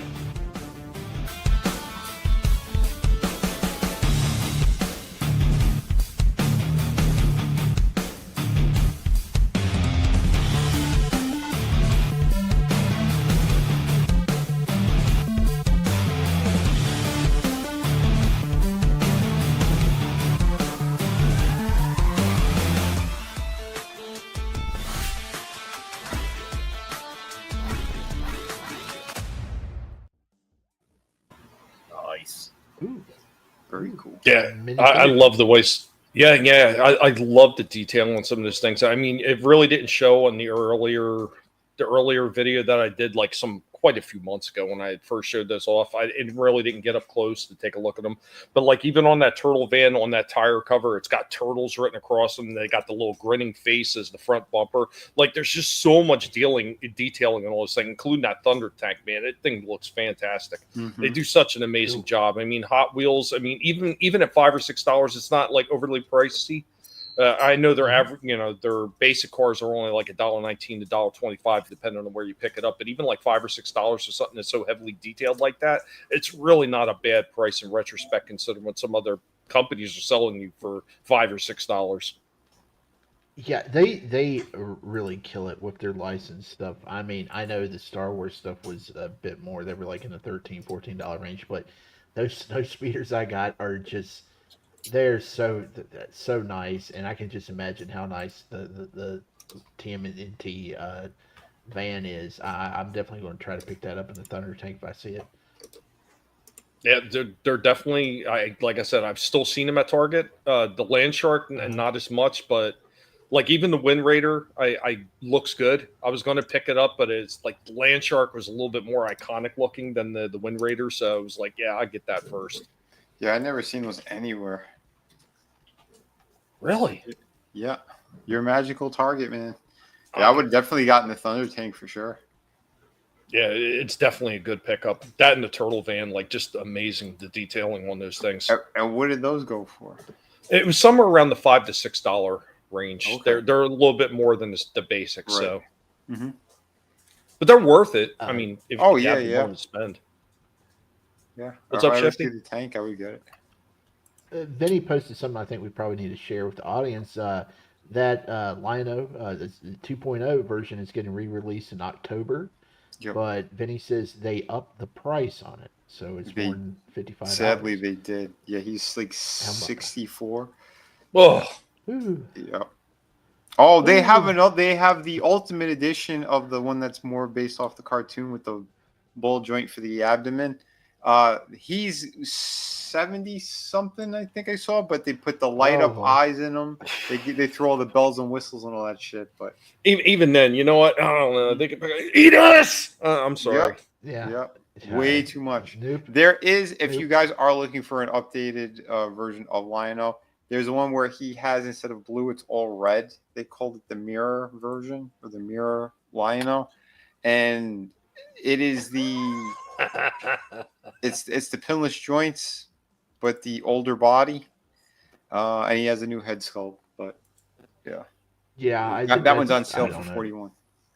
That's just way out of my price range. I mean, I've tried not to spend that much. I'm still on the fence about buying that Beast Kingdom Superman when it comes out later this year. But man, how much is that? These things are between 48 and 52 right now, I think. Yeah, that's crazy. I mean, we talk about like some of the pricing being a little bit on the ridiculous side with companies like NECA and everything like that. But even at their like say $34 to $36 range, they have figures that have light up features, like some of those Predators that came with the freaking light up masks and everything. So there really is no excuse for Super 7 jacking the prices up that much, other than they just want to rip off the fans. And this is why I won't buy from them anymore. I'm done with them. Mm-hmm. Yeah, that Superman though, it looks a lot. Oh, they're talking about there is no magical store; it's the black market that I'm getting from. Yeah, I think they're right. That Beast Kingdom Superman, it looks a lot better than anything McFarlane's done. But man, I don't know. I think it may be worth the price. I'm just going to have to see. It's 8 inches though, so it's taller than the McFarlane stuff. So I'm just going to have to see a review on it before I actually put down my money. Yeah, definitely watch a review first. You never know. I'm going to call it right now. I think McFarlane is he's hanging himself. Once he loses the DC license all around, the choices that he's making right now are beyond retarded. So what is he hanging himself with? A tuna net? Pretty much. And well, he cut a deal with Ripa, and he's releasing a figure of him, of his character. I think it looks terrible. It's like a Frankenstein reuse. Like the entire body is reused parts from other figures. And the design is Wave Rider from the DC line. He's in fact, he's using the same chest piece on him, just with like slight modifications. But with skinnier legs, like it looks horrible. Maybe he'll come with that horse that they reused from Batman again. maybe, but yeah, and so this too, the Fallout thing. He's doing his elite line of figures where he's charging an arm and a leg 50 plus for these stupid things. I honestly, I don't see it happening. I saw the Fallout figure. I think it looks mediocre at best. Mediocre. There was nothing that excited me about it at all. I think the license is meh compared to what it should be. And what he's asking for is retarded. It's truly retarded. He did the same thing with his video game, the other video game one. What the hell was the name of that one? Doom, yeah. I don't know. And for them to be that expensive, he's making a very small number of them. So he's slowly starting to cut down a lot of his production. I don't know. I see some writing on the wall, so I'm just saying it right now. I don't know if he does the Diablo figures, because he did the Warcraft stuff, so I don't know if he did the Diablo 4 figures. But I saw a really nice Diablo 4 figure in GameStop the other day, and I was like, "Is this McFarlane?" I didn't really actually check, but if he did that, that was pretty nice. I'll have to grab a picture of it sometime. Google it. He did statues. I know he did statues. I think of Diablo. Well, I can't Google. I'm on a Kindle. If I Google, I'll get booted. Well, I mean, though, you're like, oh, well, if he made it, I just mean, like, at some point, Google it, since you know what it looks like. Was it a male character, a female character? It's a female. It's like a dead-looking character, like a Bride of Frankenstein looking. She's got. Was it one of the elite ones? Was it like the extra? Yeah, it was real tall. It was real tall. Yeah. I think I know the one you're talking about. I don't know the name of it, but that's one of the ones that's super expensive. That's not a cheap figure. That thing's going for like, I think $60 or something. Oh, was it? Yeah, it looked nice though. I mean, so yeah. Todd is delusional because again, we were just talking about Jada Toys before. Jada is releasing a whole bunch of stuff at affordable prices. They got licenses now for Invincible, some of the toy stuff that they're doing, the cereal brand stuff. They're going, we're going to Hanna-Barbera territory now with the Barney Rubble and Fred Flintstone, Scooby-Doo. Like, well, and since Hanna-Barbera owns the rights to Thundar, they could technically do Thundar too. They could.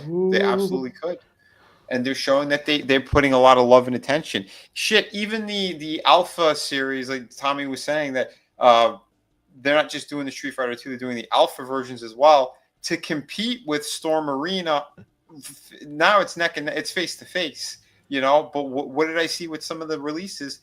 They upped the articulation because they saw Storm Arena did it. So like, we're gonna do it. Now we have toe articulation. We added. We're improving the butterfly joints on these figures.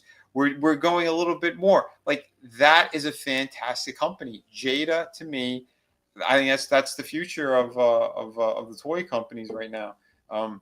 You're releasing things that people want, and you can pretty much find them in all store or like Walmarts and stuff like that. Like, they're starting to get a bigger release. That's fantastic at normal price points. And here you have Todd going, I'm going to throw away the license and or let it expire, and then I'm going to charge $50 to $60 on mediocre product. Like, no, it's like Cotton says. Every time I've seen Todd McFarlane, he looks like he has the mannerisms of a bad magician.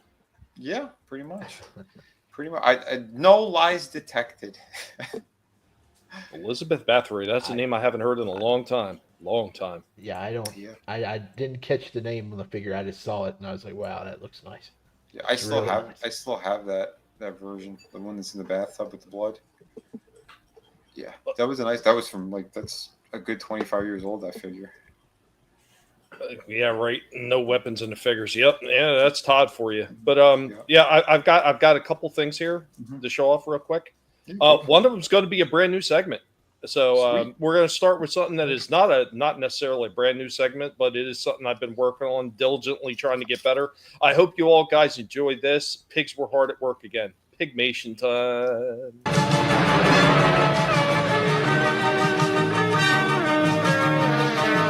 The Transformers, more than meets the eye. A cut to the evaluation.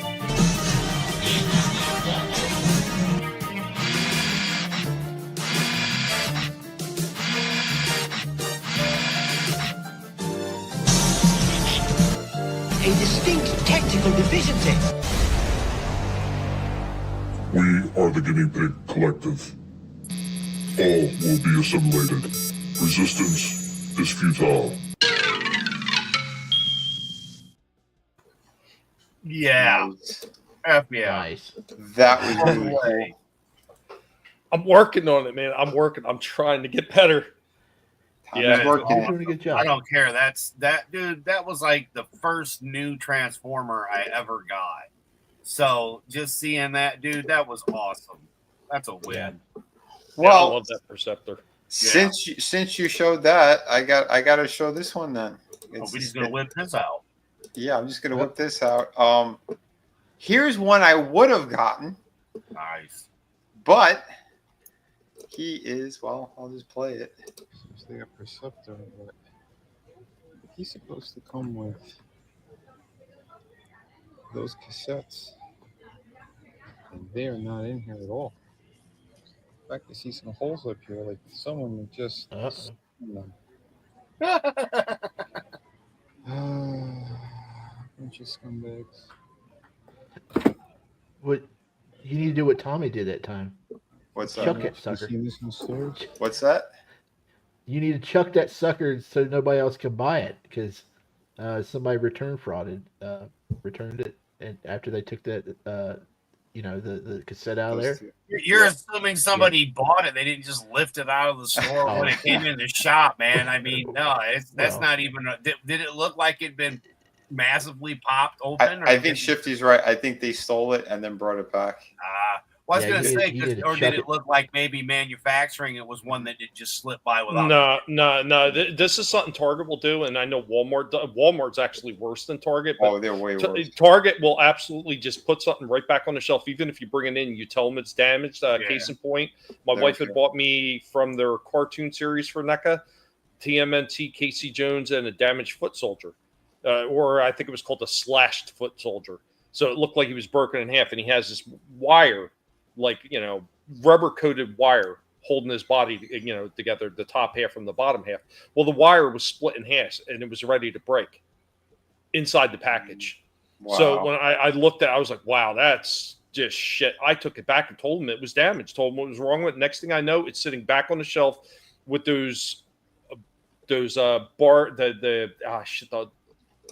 capture devices they put on with the little sensor. So you can't just rip it off. Security tag that they can only take off up in the front. Yeah, right back on the shelf. I was like, you got to be shitting me. You cheap son of a bitches. Bring up Soul Assassin's thing.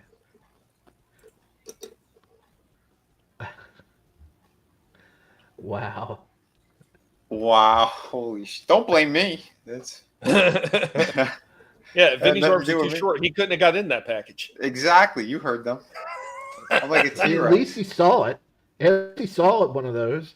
At least he saw it. That's the only reason he seen it, because it was missing shit. Yeah. But guys, we're going to continue to Perceptor love real quick and with a brand new segment. So this is something that the pig just thought up today, and I hope you enjoy this. We're going to do a little bit of deep dive with something brand new.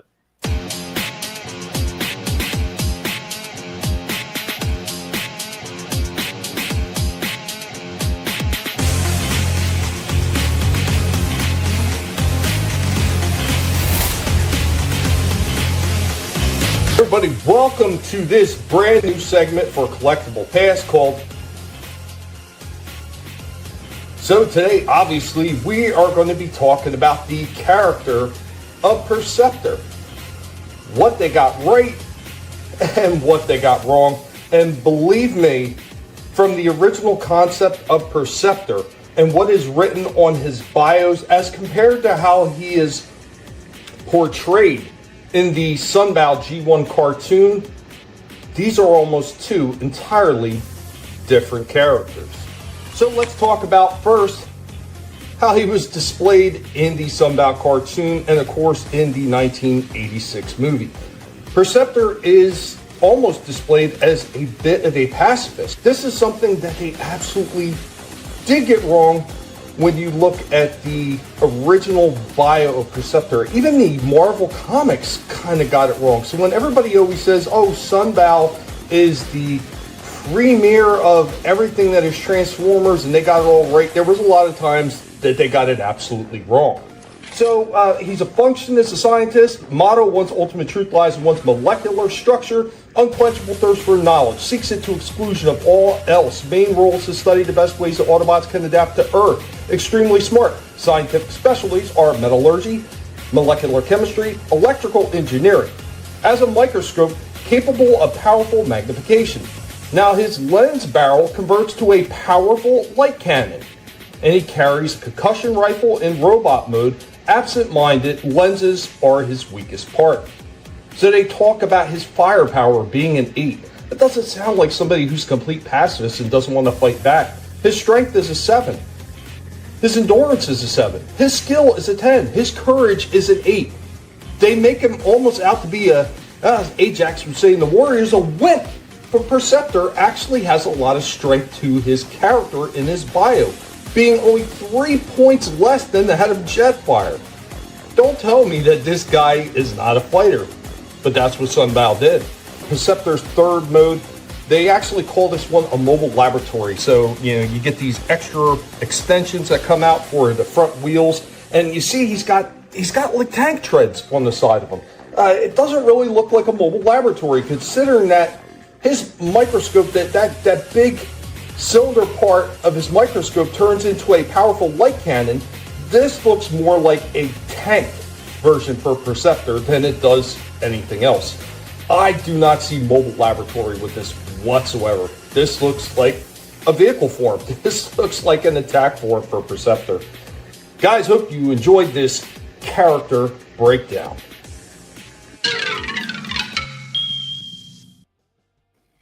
Loved it. That thing was killer. Yep. Yeah, that was one of the things that always kind of bugged me. They always kind of show him as a bit of a pacifist and a weakling. I mean, you look what they did in the 86 movie, Blaster, run, save yourself, as he's getting beat up by a bunch of cassettes. This is a guy who absolutely in his original bio had some power to him. And one of the original creators, he said that this was his favorite toy of all time when they were doing those G1 toys, when they did it in Diaclone and everything. And I really do think, Sunbow just, I don't understand how they missed the calling on a lot of these characters when Marvel is the one that did all the bios. Bob Budiansky wrote all those bios, and he worked for Marvel. Jim Shooter did the original treatment of what the Transformer was supposed to be. And then when they get to the comics, they change it a little bit. Marvel absolutely had everything. Sunbow was Marvel's wing of their animation studio. How they change it that much, going from the original concept and the bios that they printed for the damn toys to the comics and to the cartoon, and they changed so many different things. I just don't understand it. Sometimes they got it absolutely right. Sometimes they just screwed it all up. And to me, Perceptor is one of the ones that they actually they dropped the ball on a little bit. Mm-hmm. Yeah, it's a shame. Yeah, he is such a great character.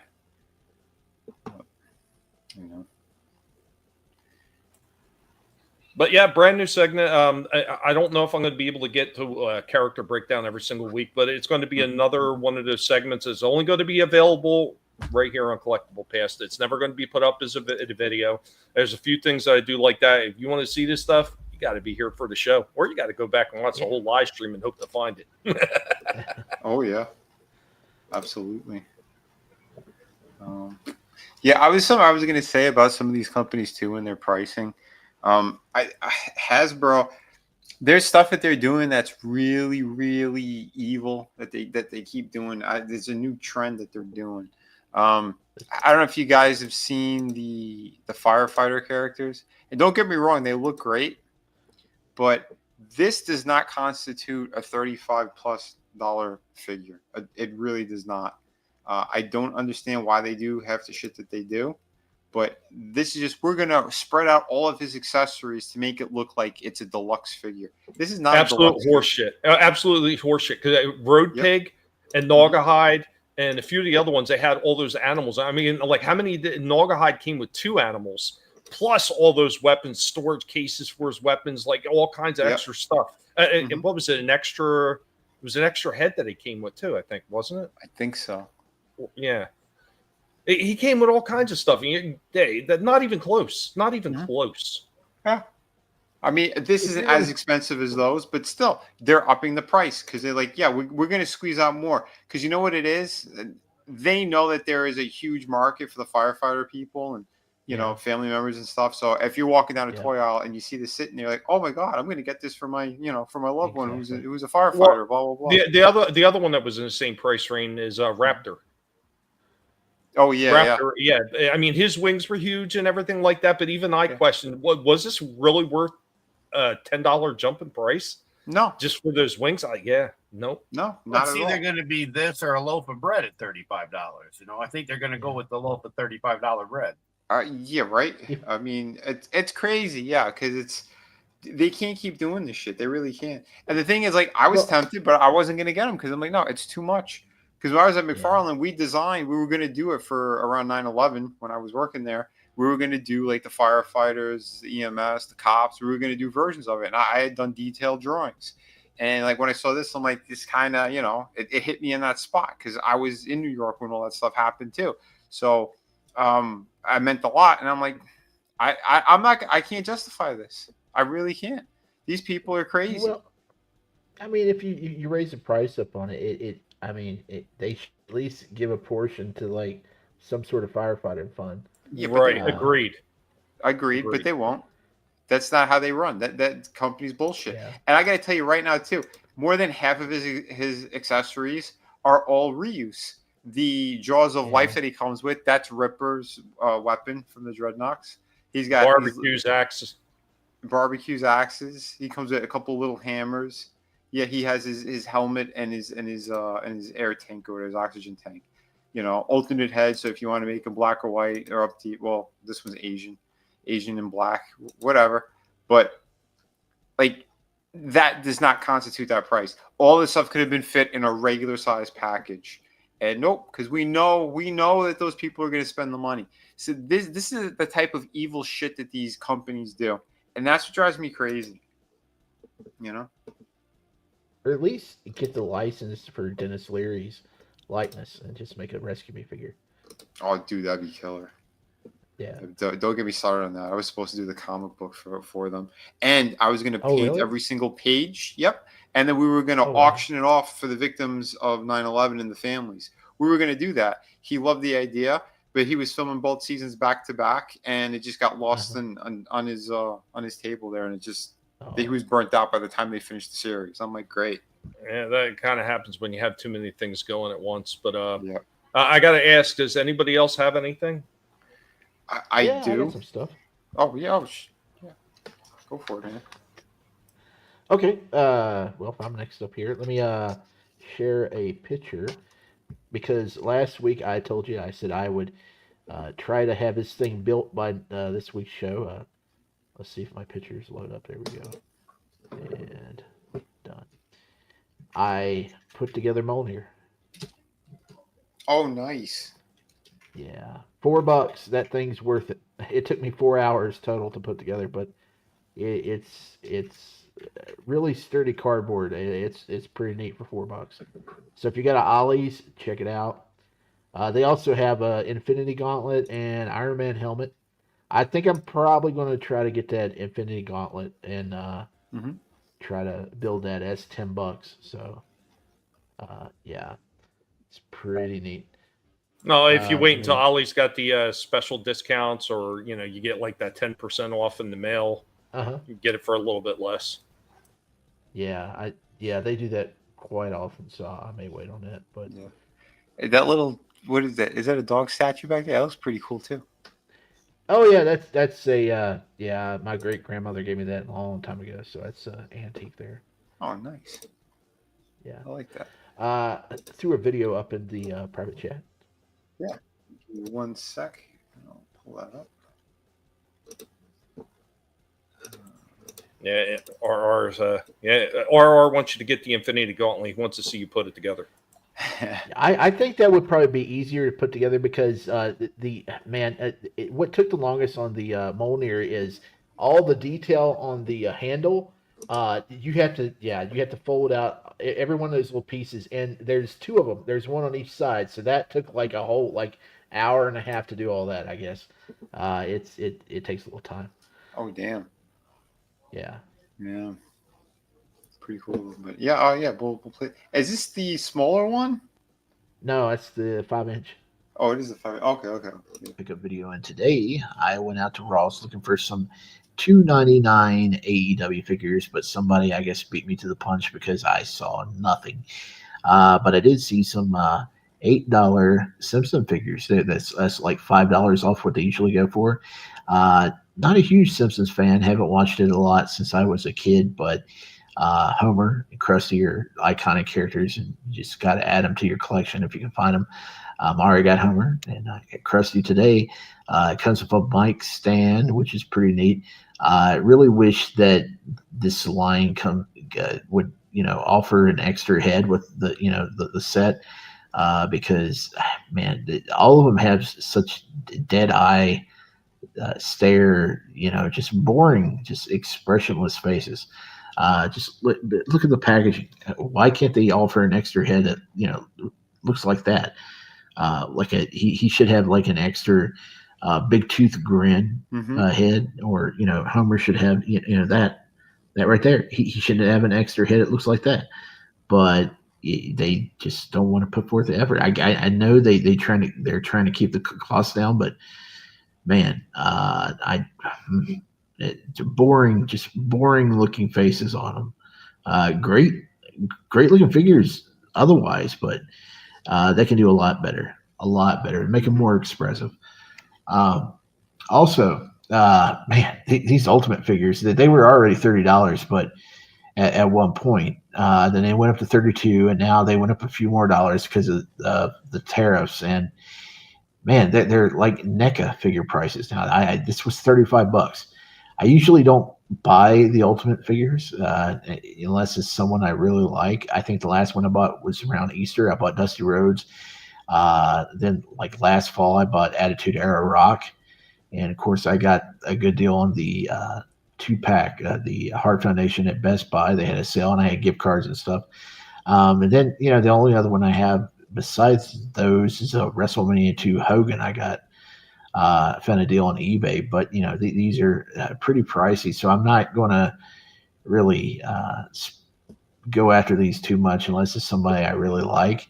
And Razor's somebody like that because he was a big dude when I first got into wrestling. But comes with the green attire this time, and the gold chains, and 4 extra hands. None of them include his gold-plated brass knuckles he used to wear. He's got that sweet Intercontinental title, probably the best-looking belt next to the Winged Eagle.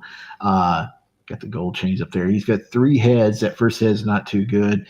The other 2, great likenesses. Cool figure overall. Dig him a lot. Hey, what's going on? Shifty back from the pickup. Nice. I agree too. I think the Simpsons, they should have came with alternate heads for other expressions. I think I said it to one of my reviews too, but or like somehow there would be a seam though. They could have like this poppable face plates or something. I don't know. It's just something extra would have been good.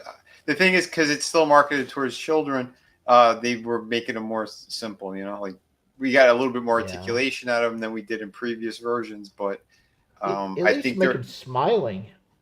Yeah. I would almost think that he should be laughing. Because it's that maniacal laugh all the time from Krusty. Yeah. He's got a little smirk in his cheeks. Like I had done a full review and opened them and everything. But yeah, it's basically the Homer head, and they just added to it with the hair and the nose. They changed it, or whatever. But yeah, it's pretty much it's the Homer. The whole body's pretty much the Homer one, and they changed the feet. So some differences here and there, because that's what he was supposed to be in the cartoon. The original concept form was that he was, Homer was gonna surprise Bart and be like, "Yeah, I'm actually Krusty the Clown" or whatever, and then they opted to do it, saying, "No, we're gonna do something different," and that's why it became his own character. But I think they wouldn't have the balls to do it though. I would have one face where he's kind of like he's happy like that, and another one where he's miserable, really like got this angry face, and have the cigarette hanging out of his mouth. That's what I would do, because that'd be hilarious. Well, you can't do the cigarette, but I know, that's why I said they don't have the balls to. Yeah, it's the same shit with Todd and the gun stuff. They used to have the balls to do it. Yeah. That kind of ticks me off. The Razor figure, he doesn't come with a toothpick. I know that's awful small, but I just wish he had a toothpick like had one, somehow and grit in his teeth and had his toothpick. But how do you do a Razor figure and don't have a toothpick? It's like doing a Carlita figure and don't have an apple. Yeah, it'd be weird. Makes no sense. I have a pretty big I got a pretty big review here. All right. Let's dig in. This is a real review, and I gotta say it was kind of first of all very fortunate. I had help actually acquiring this, and that's one. And two, I sold something in order to fucking. I was like, oh, this worked out because I sold a statue that I designed a while ago. I'm like, it sold to a comic shop. I'm like, well, it almost paid for this thing entirely. So I'm like, all right, I'll pull the trigger for sure because I got a text from my buddy that he acquired one for me and one for himself, and I'm glad that happened because he goes about 3 other people called as soon as the store opened. I was like, you gotta be shitting me. Oh yes. Oh no. I have. I'm leaving. Oh God. So Soul Assassin, I did Hey, not everybody. steal This is Vinnie the one that you found. Formerly designer McFarlane Toys, and I will be reviewing the Psylocke Thanos 2-pack. I gotta give a huge shout out to my buddy Danny. He found this for me. There's no way in hell I would have been able to get it without him. So thank you, Danny. Yeah, Psylocke's one of my favorite X-Men characters, and this set looks phenomenal. So looking forward to opening this one up. There's the packaging on it. And you get some artwork there. Again, this is supposed to be based off the Capcom game, so they're a little bit more stylized towards that. Although Thanos has a lot of reuse with some new parts, she looks entirely brand new. So again, we're going to open this one up and start this review. Just sliding it out so you guys can see how they did the packaging. And I love that she comes with those special effects. Pretty killer. So right out of the packaging, these figures are incredible. And we'll start with Psylocke, so you get a better look at her. I think the sculpt work on her face is incredible. I love the paints that they used as well on there. Although I think on top where her traps are, they could have been a little bit better paint application. But it's molded all in the kind of purplish blue color. So you can't really complain too much about that. But yeah, overall, this sculpt is fantastic. They did a great job with the backstory there. Looks awesome. Vinny's pausing on cake. It is just, it clips on. Everybody loves cake. I don't care who you are. Yeah, I hope you posed it to where you can pop the booty because that's the big thing with this figure. Oh yeah, no, they did an amazing job, and yeah, you'll see it. Yeah, I put her into a good number of poses from the actual game. I'm gonna say one thing though too, they screwed Capcom. There is no Capcom written on the packaging whatsoever. They put Gamerverse, so it's loosely based off the Capcom stuff, but they didn't use any of their shit. So that's Hasbro and Marvel giving the finger to that company is what it looks like. Wow. To the wrist. Well, it turns. Yeah, they got a new way when you're developer. So say that again. They got a new developer. They're teaming up with. They're making a new fighting game. It's sort of like Marvel versus Capcom, but it's not. It's not Capcom. They got somebody else now. Okay. Oh yeah. I did see some of that. Yeah, it does. That did look pretty good. So yeah, I don't know, but yeah, them doing this full wave of figures. And again, this is an honest review. I give a couple of things that I've seen just people just kiss this thing's ass up, down, and left, right, and center. But yeah, taking photos or posing them, however you want to kind of hide the fist, you could do that. But yeah, the sculpt work is amazing. The thickness on the legs, I think they nailed it. Again, this is based off of the Capcom, but they did not have to pay Capcom. They just put Gamerverse. So I don't know how pissed they are or not, but you know, it is what it is. Yeah, I'll take this off for now. But yeah, we'll do articulation. So her head, obviously because of the hair, we do have an alternate head though, and we'll get to that in a minute. But decent range considering how long this is back here.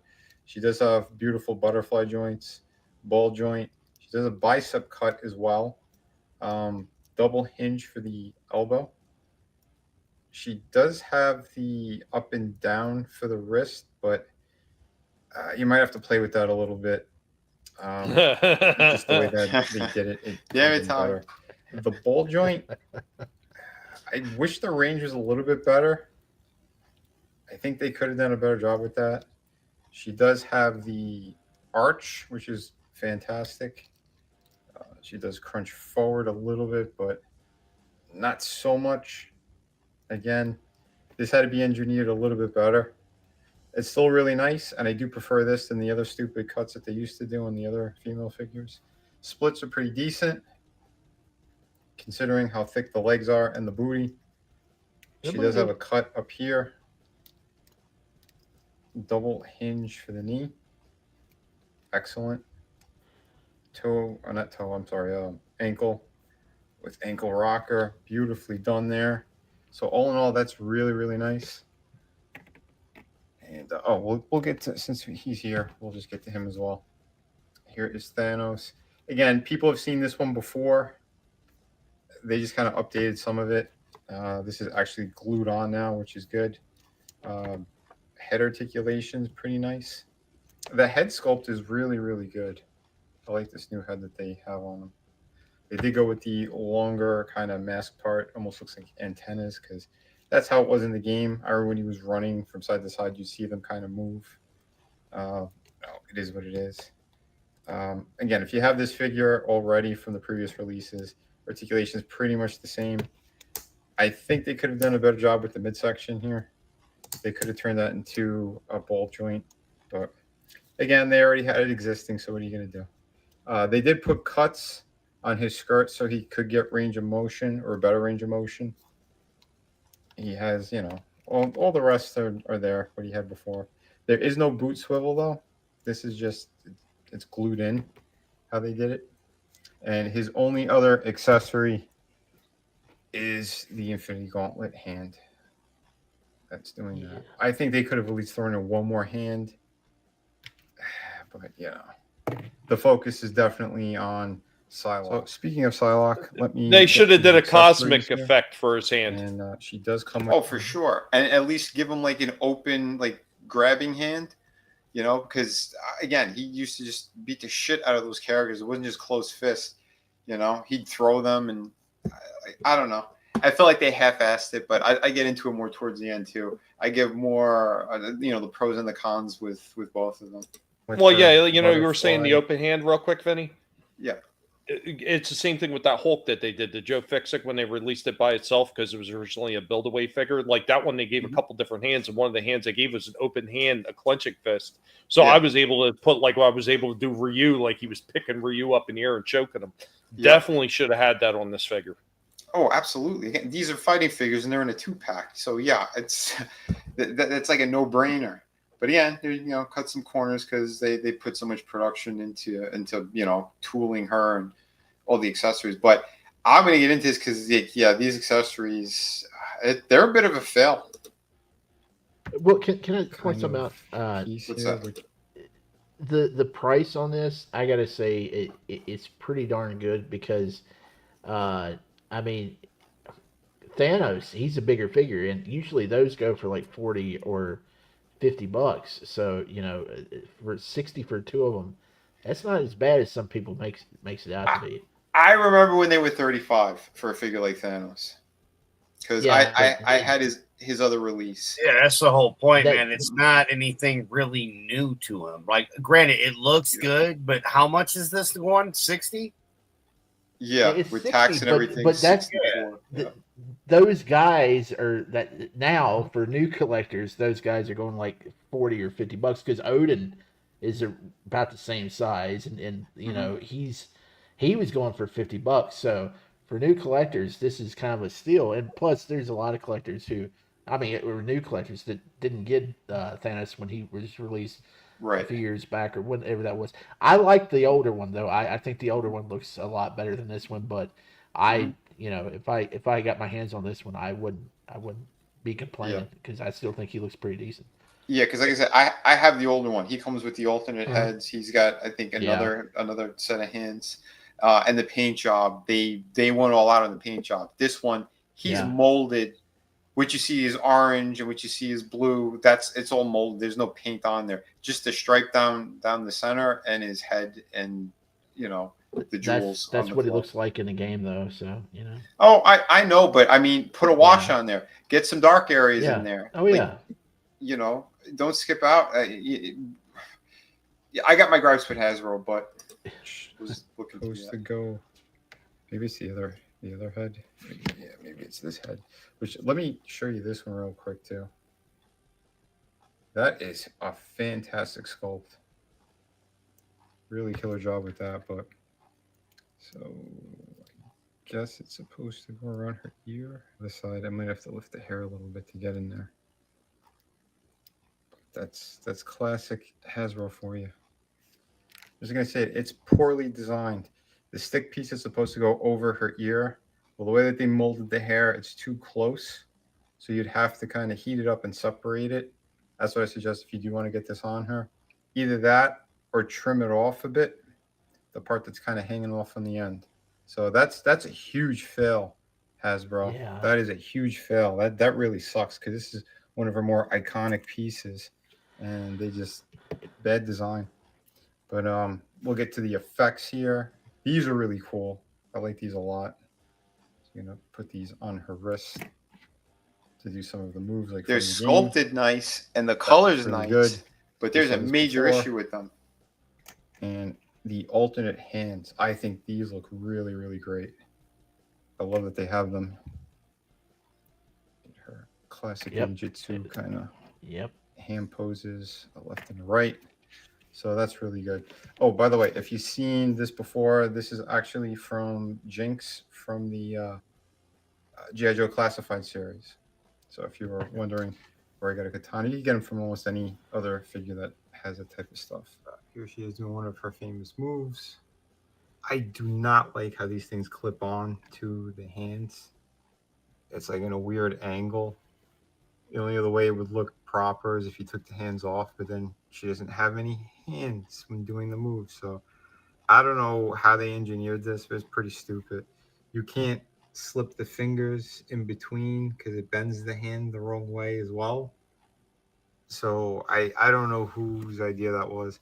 The effects themselves look really cool, but I think Hasbro kind of failed on certain aspects of this figure. She looks awesome. She really does. I like the articulation for the most part as well. But yeah, things need to be done more properly. And they don't even clip on that well. Like they fall off so easily. I don't know. Maybe I'm just doing it wrong. If you guys know a proper way of doing it. But yeah, like as you can tell, like the thickness of this, it doesn't grasp properly. Like it bends the wrist in a unnatural way. I mean, you could try to slip the fingers in, but like I said, the whole hand bends in a bizarre way that it just wants to pop off the wrist. So I don't know who came up with that, but that was poorly done. The finger should have slipped in between. And I mean, you think you could you could separate them a little bit, but not much. Yeah, I don't know. Very weird how they did that. Thanos, I can give you a rating on Thanos right now. I'd say maybe about a 7.5 is the best I could give him. I mean, it's still nice, but he still has his problems. I don't like the joint in the diaphragm here. That should have been a circular one. And his biceps, there's like no range. That's as far as it'll bend. They should have re-engineered that, especially that they re-released this guy like 3 or 4 times now. They should have cut into the bicep more or figure out how to do a double joint on those elbows, especially at the price point that they are putting on these figures. And everybody knows this set only sold out because of her. So this was a cash grab for sure. And Hasbro should be ashamed of themselves for some of the shit that they've done lately. But yeah, her rating, the most I could give her, and I'm a little bit biased, I could give about a 9. But again, there's a couple of little shortcomings on her. Like I said, the way that these clip on, we have some problems. The face mask, we got problems there. how they engineered that was kind of shitty. So I took off for that. But because of the backstory, they did such a nice job on that, I went a little higher with the rating. But overall, though, I still do love it. I am happy that I have it for sure. It's just a shame that Hasbro keeps treating fans the way that they do. This is a major corporation. Spend the money, retool, re-engineer for him. Maybe some more paint applications too. He is like all molded in like these solid parts. You have a little bit of paint over here for the stripe, and the gauntlet in the face. That's it. Like, excuse me, you guys are cutting corners everywhere, but jacking up prices. It's ridiculous. At most, it should have been a $50 set. At most. There's some more poses for her. I got to say, though, she is an absolute blast to pose. She is just a fun figure. Again, what they've been doing, you know, making these things exclusive so they're harder to get, putting them in a 2-pack like this. This whole wave could have been single figures, and I think they would have sold just as well, you know? Or maybe instead of doing Thanos, maybe do another character, maybe do one you haven't done before, or do an updated version of, I don't know, someone like Doctor Doom, if you want to have more of the Capcom style. Or how about Colossus, since he's such a fan favorite character, you know, do him from that game. Why not? Because we haven't had too many versions of him, and we haven't had any single releases of him in the classic outfit. They only been doing it in 2-packs. You know, how many more times you got to buy Juggernaut and Colossus together, or other characters like that? That's getting a little bit ridiculous, you know. But that's just me and my soapbox. I also wanted to show she could get into her classic pose from the game with the arch foot and all that. Let me put that on that side. Booty out. Go with the nice That's booty right. sticking out. Good stuff there.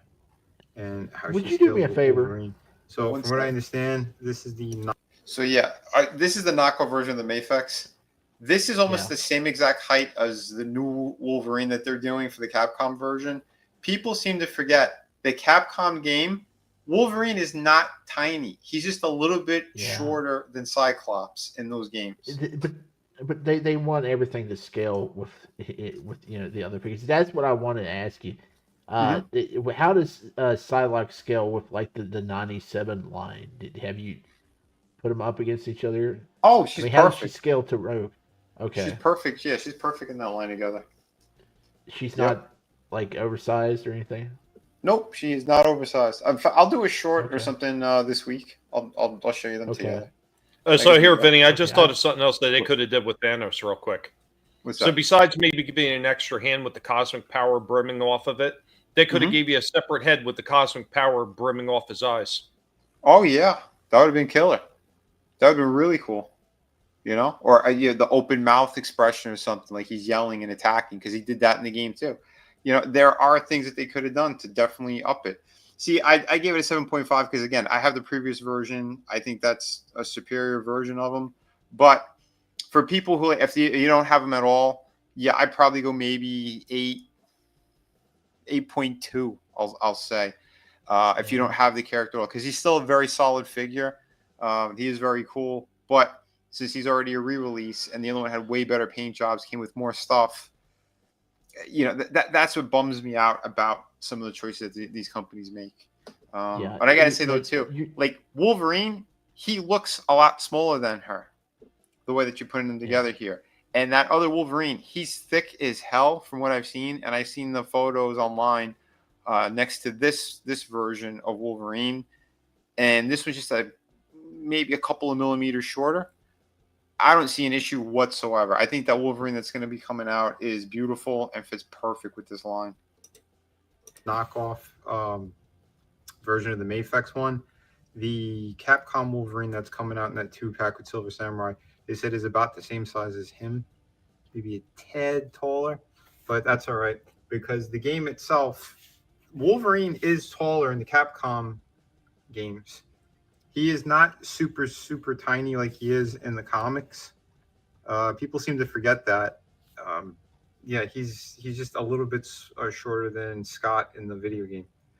Scott Summers, Cyclops. So he's crouched all the time. So that's why they did the new figure, the way that they're doing it. But yeah, so there you go. Hope you guys enjoyed the review. Remember to hit like and subscribe. More coming at you soon. So yeah, she gets a solid 9. You are one lucky son again. Yeah. Well, You sure to pick up again. This is just because of my buddy. There is no way in hell I would have been able to get him. No. What if I wind up going out to my Target and I see a bunch of them sitting there? Well, then Shifty's going to be giving you a holla. Like and subscribe. So yeah, I don't know. Yeah, because I mean, she's one of my favorite X-Men characters. You guys seen the artwork I've done of her?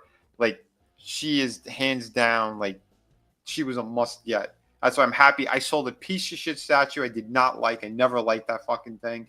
Got rid of it, got the money for it, and bought this. So that worked out. 14,000. Huh? 14,000 of these have been sold. 14,000? Wow. Yeah. Yeah, it's crazy, man. It's crazy. But and again, the website is all BS. None of that stuff works. Yeah. You go to I had the notification on. Nothing came in. Nothing was there. Nothing gets registered into the system whatsoever. And my buddy told me. He goes, "It's a good thing you told me like a week before."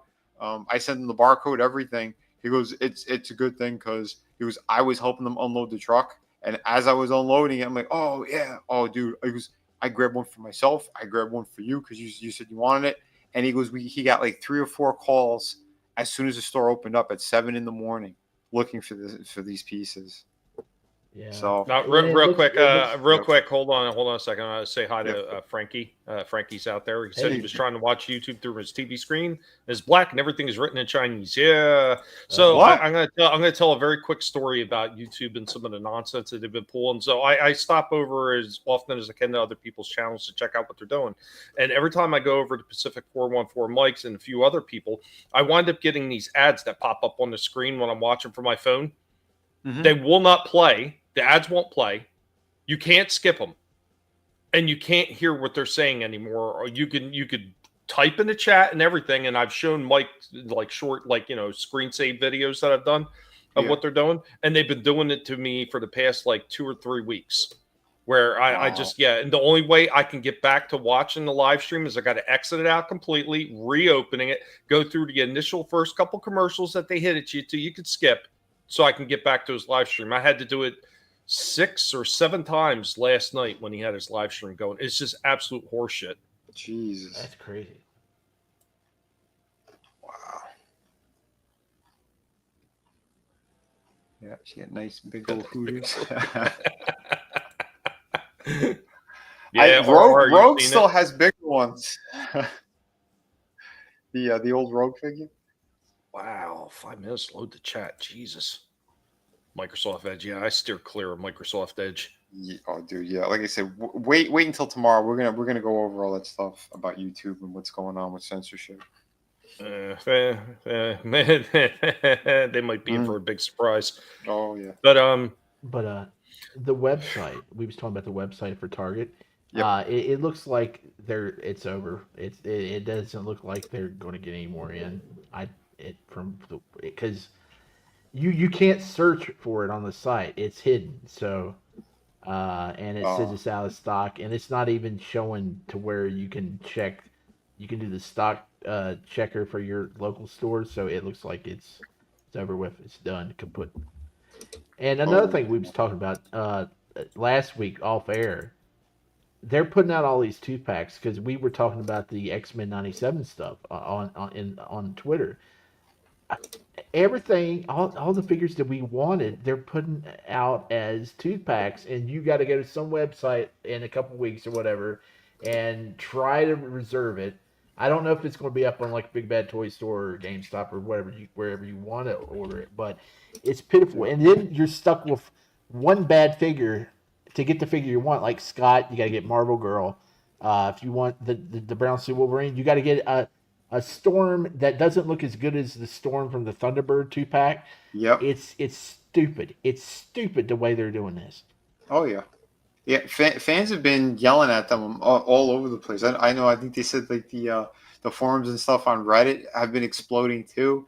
People are just they're livid, and I don't blame them, not at all. Shit, even what do you call it? The White Queen, at least White Queen, she is going to be single carded, but she's reuse of the Astonishing X-Men one. Her legs, even the line going straight down them, it's all the Astonishing X-Men piece. The arms, I think, are the same. The one thing I'll give them, they re-engineered the torso because I thought there was no movement whatsoever. Apparently there is some. They put like a dumbbell joint in there, but I don't know what the hell range of motion you're going to get out of it because it is it's that harder plastic that's on there. They said they did something similar. Remember the Tombstone figure? I think, Tommy, don't you have that one too? Tombstone? No, I'd seen it, and I had mentioned it to you. I'd seen it multiple times in store, and I said it looked really good. He does. Yeah, I never picked it up. He is a really nice figure. The thing is, they said they did the similar thing to him, but you can't get any movement out of that because of, again, the way that they did the coat and everything. So it's like, okay, you just did new engineering. I'm gonna see if I could find it on my. Oh, one thing about Psylocke I want to mention real quick, and I was going to mention earlier, and the pig started yelling at me, and I had to mute my mic and go feed him again because angry pigs are not a good thing to have in this house. True. But you were talking about the hair kind of getting away; it was a little bit longer, and it's absolute bullshit, and it's laziness on the part of Hasbro. And then, like Tree Rock Creations, thank you, Tree Rock. He said he loved the Blanca review I did. You know what?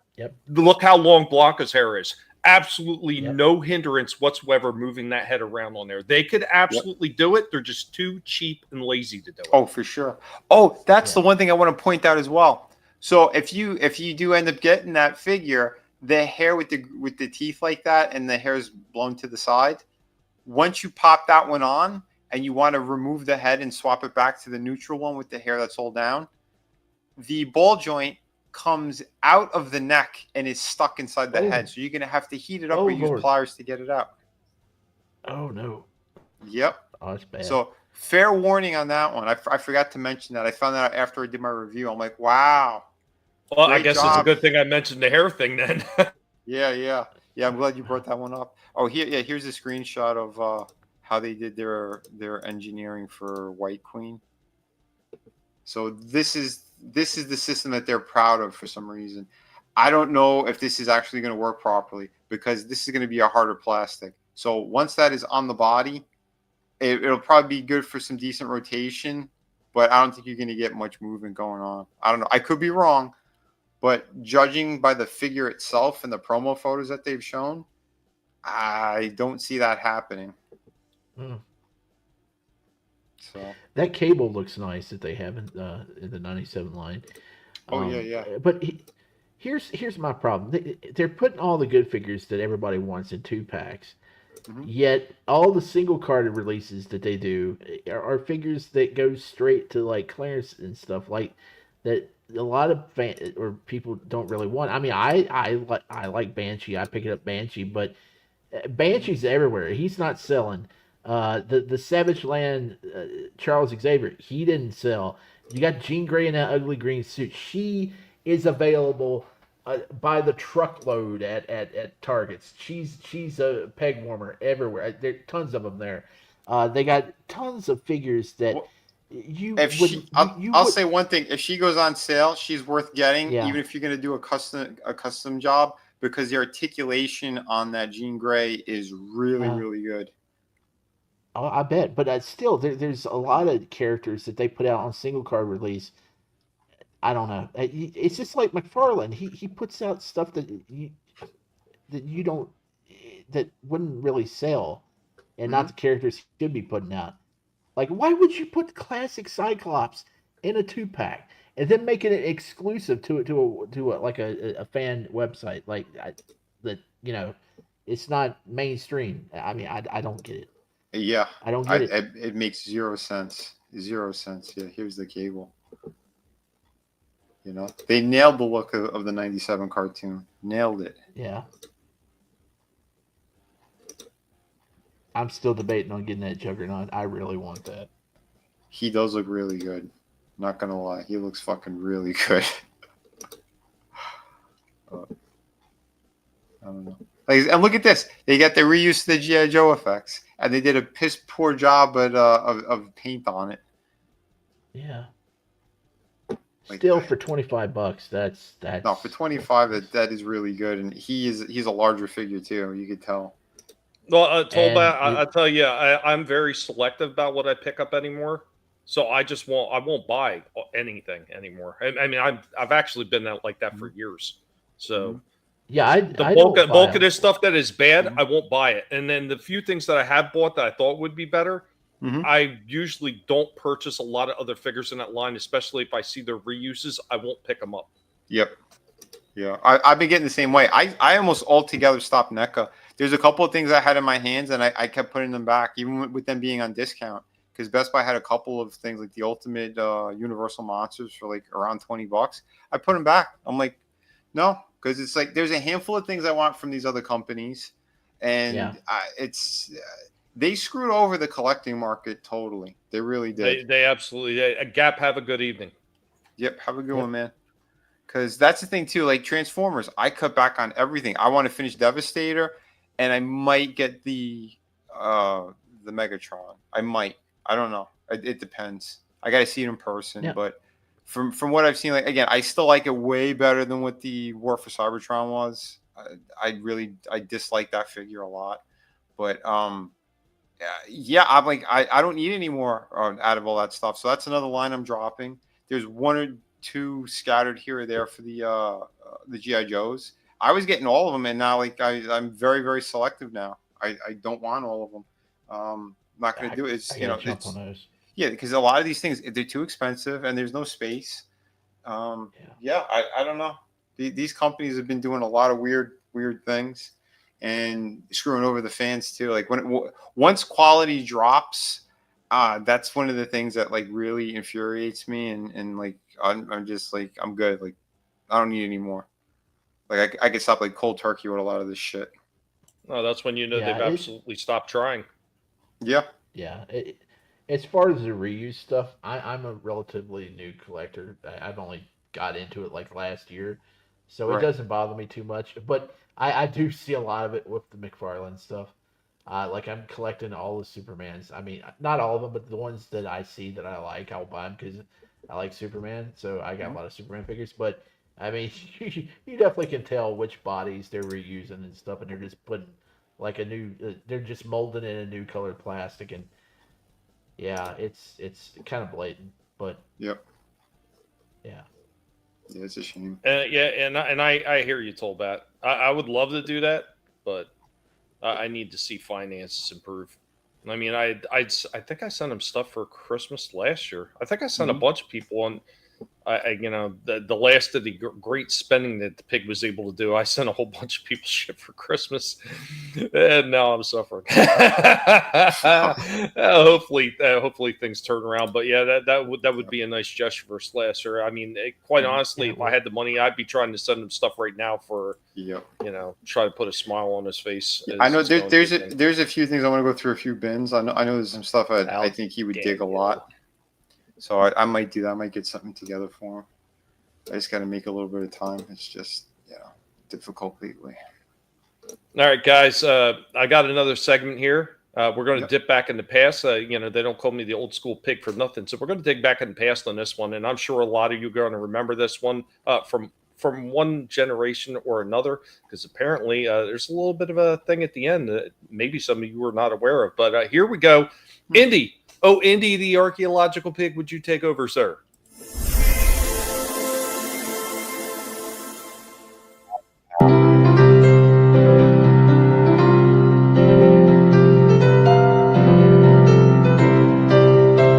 Welcome, one and all. I am your Professor Indy of the Guinea Pig Collective. And now, we are going to get into some toy history. Today on Toy History Lessons, we will be talking about a franchise of figurines. Although it did not start as that in 1998, we were introduced to Homies. Now, Homies are a series of 2-inch plastic collectible figurines representing various Chicano and Mexican American characters. The line of toys was created by David Gonzalez and based on a comic strip that Gonzalez had created featuring a cast of characters from his youth. Now, introduced in 1998, Homies were initially sold in grocery store vending machines. And of course, they became a highly collectible item and have spawned many imitation toys.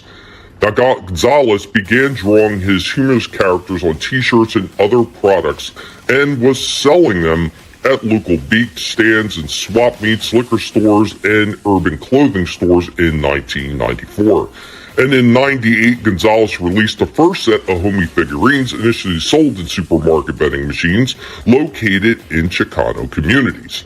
Now, the first series featured the male characters 8-Ball, Smiley, Big Loco, Droopy, Sapo, and Mr. Raza. The toys were widely popular, with the first series selling 1 million Homie figures in 4 months.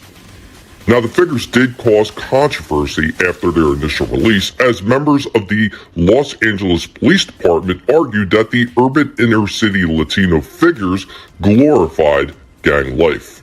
Such stores that were mainstream as Walmart and Safeway had stopped selling them as a result of this. In response, Gonzalez repeatedly explained they did not create Homies to glamorize gang life. He created stories for each of the characters on his Homies website, with each one embodying a positive trait. Stores quickly returned the Homies to their shelves, and the resulting media coverage of the controversy helped Homies gain even more popularity. Now, there have been 14 series of Homies with more than 200 characters. The 4 main Homies are Hollywood, which is based on the creator Gonzalez, Smiley, Pilon, and Big Loco. Another one to mention is Legata, the cat. This is Hollywood's girlfriend, and she is loosely based on creator David Gonzalez's wife. Do you guys remember Homies? Well, you should, because they are still in production to this day. Thank you for joining me, Indy, on this toy history lesson. Oh shit, I didn't know they were still making them. Did you catch the packaging at the end? Jada Toys makes them. Wow. Oh, wow. Dude, I'm telling you. Let's say all that in Greek. Oh shit. Yeah, I remember the first time I was introduced to Homies was actually in Toys R Us on the way out the door at the bubblegum machines. Mm-hmm. And that's where they had all their Homies. That's awesome. The slapping action Tree Rock. Thanks, homie. Jada win. Yeah, I seen that they did a Valentine's Day special one for Homies. So it's got the creator, and his version of his wife, the Hollywood and Legata, is a Valentine's Day special 2-pack. And I seen somebody had them and they came in a cube and they were both signed by the artist and his wife. Oh, that's I was cool. like, damn, that's pretty sharp. That's pretty sharp. But they got like the rides and everything like that for the little Homies that Jada does, like really sharp. That's very cool. All those little minifigure toy lines are just awesome. Like Muscles, Homies, Monster in My Pocket, all that stuff. Mm-hmm. Cool stuff. Yeah, man. I was born with my monster in my pocket. Well, but you can't reach it because of your arm, so it's a double-edged sword. No, I could. It's that big. Oh, shit. Oh man, a lot of fun. So I've got one more thing. I've got a review here, as promised, the last of the dinosaurs, the skeletal ones, I should say, from the War for Cybertron Kingdom line. So I've got the last 2 guys, core class. I did these 2 together, following up on last week's with Ractonite and Dragodon. So these ones, I was actually more impressed with these little core class figures than I was with the deluxe class figures, which was kind of surprising. But here you go, guys, with a review on these 2.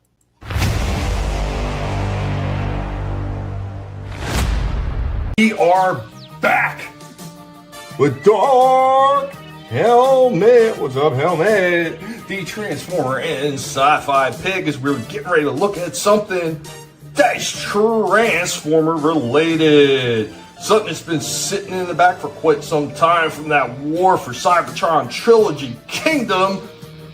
We're breaking out 2 this time because these ones are core class figures but we are breaking out Vertebrake, and we will be taking a look at Dracodon.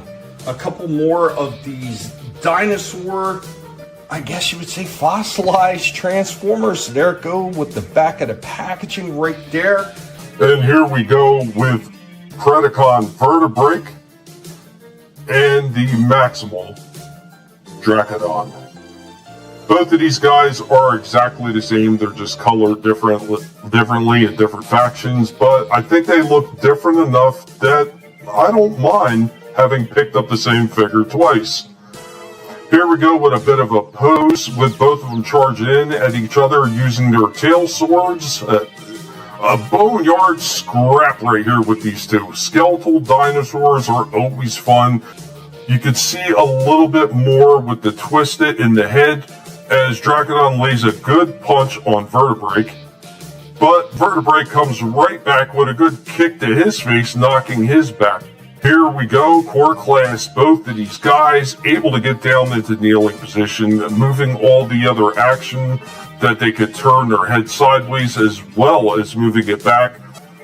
And here we go, Vertebrake and Dracodon in their skeletal dino forms. These are pretty cool looking, I gotta say. For core class figures, they went together fairly easy. Even though there was a few things that didn't pour in quite as securely, they do look pretty damn cool. And our final pose, because we are keeping these inner skeletal dino forms, because these are amazing. War for Cybertron Trilogy, Kingdom, Vertebrake, and Dracodon. Both of these ones are pretty decent. I mean, you can see there's a movement in the mouth right there as well. And there's a little bit of movement in their dino legs when they're in dino form. So you can get them in a few different poses and make them look a little dramatic. So not bad at all. Not bad. Skeletal dinosaurs, once again, are always fun to be able to pick up. So I would give these two. I would give these an 8.5 out of 10. For a core class, I think this is a really decent score. The Transformers, more than meets the eye. The Transformers.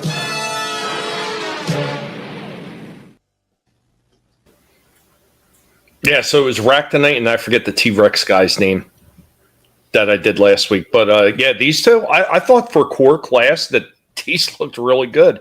Yeah, not bad. Yeah, they look pretty nice in dino form. Yeah, and I was able to get the one like crouching all the way down. I couldn't do that with that T-Rex Deluxe one from last week. Could not pull that off at all. This one, no problem whatsoever. I mean, I was able to have one like basically stand on one leg, like half his body leaning back with his head all the way back, and he still kept his balance. The other ones, they were not going to pull that off. So, yeah. Tollbat's transforming right now. Oh, nope, that's a boner. Oh, no, Tollbat. That's a bad lizard. Yeah, not too bad. Yeah, and Helmet. Yeah, Helmet did an awesome job as always. That pig is he's doing very well. He lost his buddy Rorschach, but he's hanging in there and doing the best he can. Piggy power. But yeah, a lot of fun with those, man. Digging. I've just about dug through everything in most of those older crates. I think at this point, I think there's maybe only a few more that I haven't reviewed, but I'm like damn near at the end with some of the older stuff, at least for the Kingdom line. So I'd have to go back to Siege, and maybe I'd have to look into Earthrise and see what I haven't reviewed there. And then, I mean, if I so wanted to, I could go back even further and go back to Combiner Wars, or maybe just start like I'm doing some of these character breakdowns, go back to some of the G1 ones and what they changed when it got to the cartoons from the original bios. So, yeah, I was trying to work on this song again today, and I'm just having bad luck with that song right now. I don't know what it is. I want to get it done soon, though. I really got to just take a whole day and just brainstorm how to finish out that song.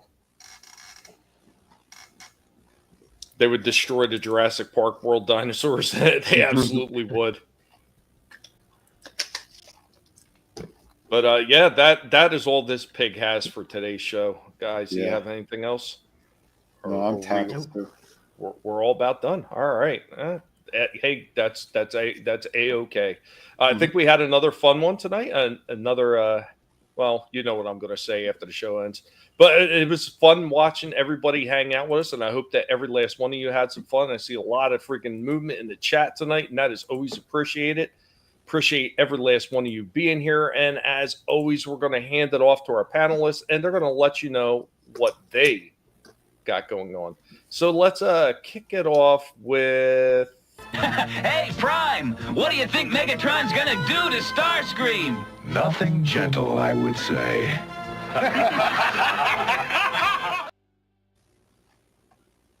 Hey, I had a lot of fun tonight, and let me throw this out to the chat.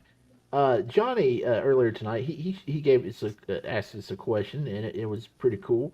Y'all have done it before. I want you guys to ask more questions during the show. For pose like Johnny did tonight. Like, what toy would you bring back from the past? I thought that was really cool. And just throw those at us next week. Give us some good ones. A lot of fun there.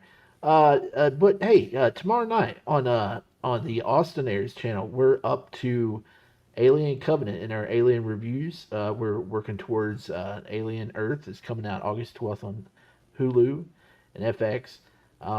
Probably have a big discussion about that because there's a lot of backstabbery and stuff going on behind the scenes, and in a chapter that will probably never get a finish to, because this was the last prequel film we got. We were supposed to get like 3 to 5 films in that, but we never got a finish.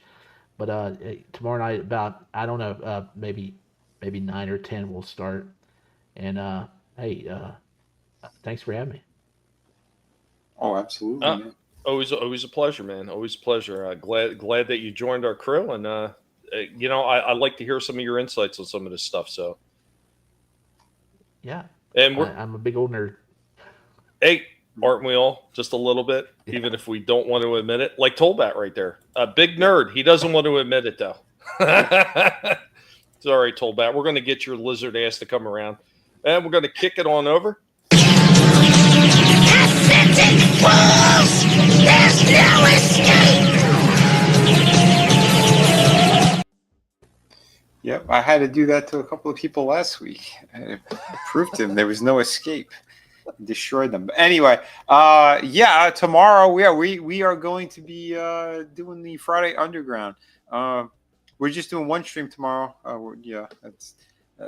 I might jump on someone else's later in the night, but we're going to be covering the censorship topic for sure. We're going to talk about why Marvel Comics sucks, some of the creators who screwed over fans. It'll be fun. One of them made an announcement at San Diego Comic-Con how they were supposed to do this giant new universe thing they were going to do, and the guy's like, "Yeah, I'm only writing the first 2 issues, and fuck off, everyone." So we'll get into all that tomorrow. A lot of dumb shit, but we're definitely going to be talking about the ID required now. This is going to be something crazy. I hope it's not going through, but it looks like it is because it's the whole it's a global thing. But yeah. It's where the corporations are handling it over here, and so we'll break down some of that tomorrow, plus more crazy shit, because it seems to be nothing but crazy shit all the time in the news. But everybody, thank you so much for tuning in tonight. I'm gonna start doing more art related stuff again too, folks. So if not over here, then probably on Mella Art World on that YouTube channel. But because I'm getting through the pages for City Venus 2, or the paints. All the pencils and inks have been done. The cover's done. I'm just painting it all up now, folks. So I'm hoping to do the sign up phase pretty soon, maybe in another week or so. So thanks everyone, and I'll talk to you guys soon. Awesome, thanks, Vinnie. And then. Not bad for an old-timer. Guys, as always, thank you so much for being here. Could have spent your time anywhere. Chose to spend it here with us. I hope you had a little bit of fun. Maybe even learn something new about some of these toys that we're collecting. Hopefully. Hopefully the pigs didn't waste their time explaining it. But thank you so much for being here. We really do appreciate it in this age of when you never know what the hell's going to drop next, especially with some of these companies and their bullshit like Vinny's talking about and he's going to be talking about tomorrow. You just never know. This might be heading into the final moments. And I hear some of you guys about there had, like Tollbad saying they already got your ID. But if they had everybody's ID, they wouldn't need to be asking for this kind of shit. This is just another way for them to exert control over people and to play games. And God knows that they've been playing games with me forever. 6+ fucking years of this bullshit, and they still freaking play the same games with me now that they've been playing back then. It just never ends. And all I'm trying to do is have a little bit of fun on here. I'm not going on and huge rants talking about the state of how people should live and everything, not to say that I haven't never done it, because I have, but generally I'm talking about toys. I'm talking about guinea pigs, talking about BattleBot stuff that I enjoy, the things that I think that are fun. We all need a little bit of time to get away from all the nonsense that we see every day and just have a little bit of tune it all out time and have a little bit of fun. And that's where a lot of our entertainment was supposed to be. And it just isn't anymore. So this is what we do to have some fun. We talk about the things that we enjoy, the collecting aspect, the things that we loved back in the day. And that's the way it should always be. And everybody that has chimed in tonight in the chat, thank you so much. You guys are the reason that this is so much fun every time we do it, no matter how much bullshit that we got to put up for freaking YouTube or any of the other companies. Thank you for being here, and we hope that you have a good one. We'll be back, of course, next Thursday. Hopefully, I get Rorschach's thing finished soon. I get over this damn writing slump that I'm having right now with it, and it's just, ugh. And then eventually, like I've said in the past, going old school. That's going to be that old school gaming stuff. I've already got a few things filmed for that in preparation. So that should also be a lot of fun. And I know there's a lot of people expressed interest in coming on. Anybody who wants to come on there, all you have to do is reach out to me at WarPig on Twitter. What is it? GPC_WarPig on Twitter. All the links are down in the description if you're not already following. And follow a lot of these awesome people that are in the chat. Tollback, Tree Rock Creation, all these people, Johnny Lawrence, who was in, earlier, man, that guy's a really good guy. He reach out and he promotes people even when they don't ask, just because he's awesome. Vinnie Art and Shifty and Adam and, Trina, Slasher, all really good people, man. Follow Tollback. Don't listen to this son of a bitch. Follow him anyway. Just annoy him. Just follow him around on Twitter and just try to annoy the shit out of him until he starts molting. But guys, thank you for being here, and we will see you next week with some more toy fun. Have a good one, everybody. Peace. Later.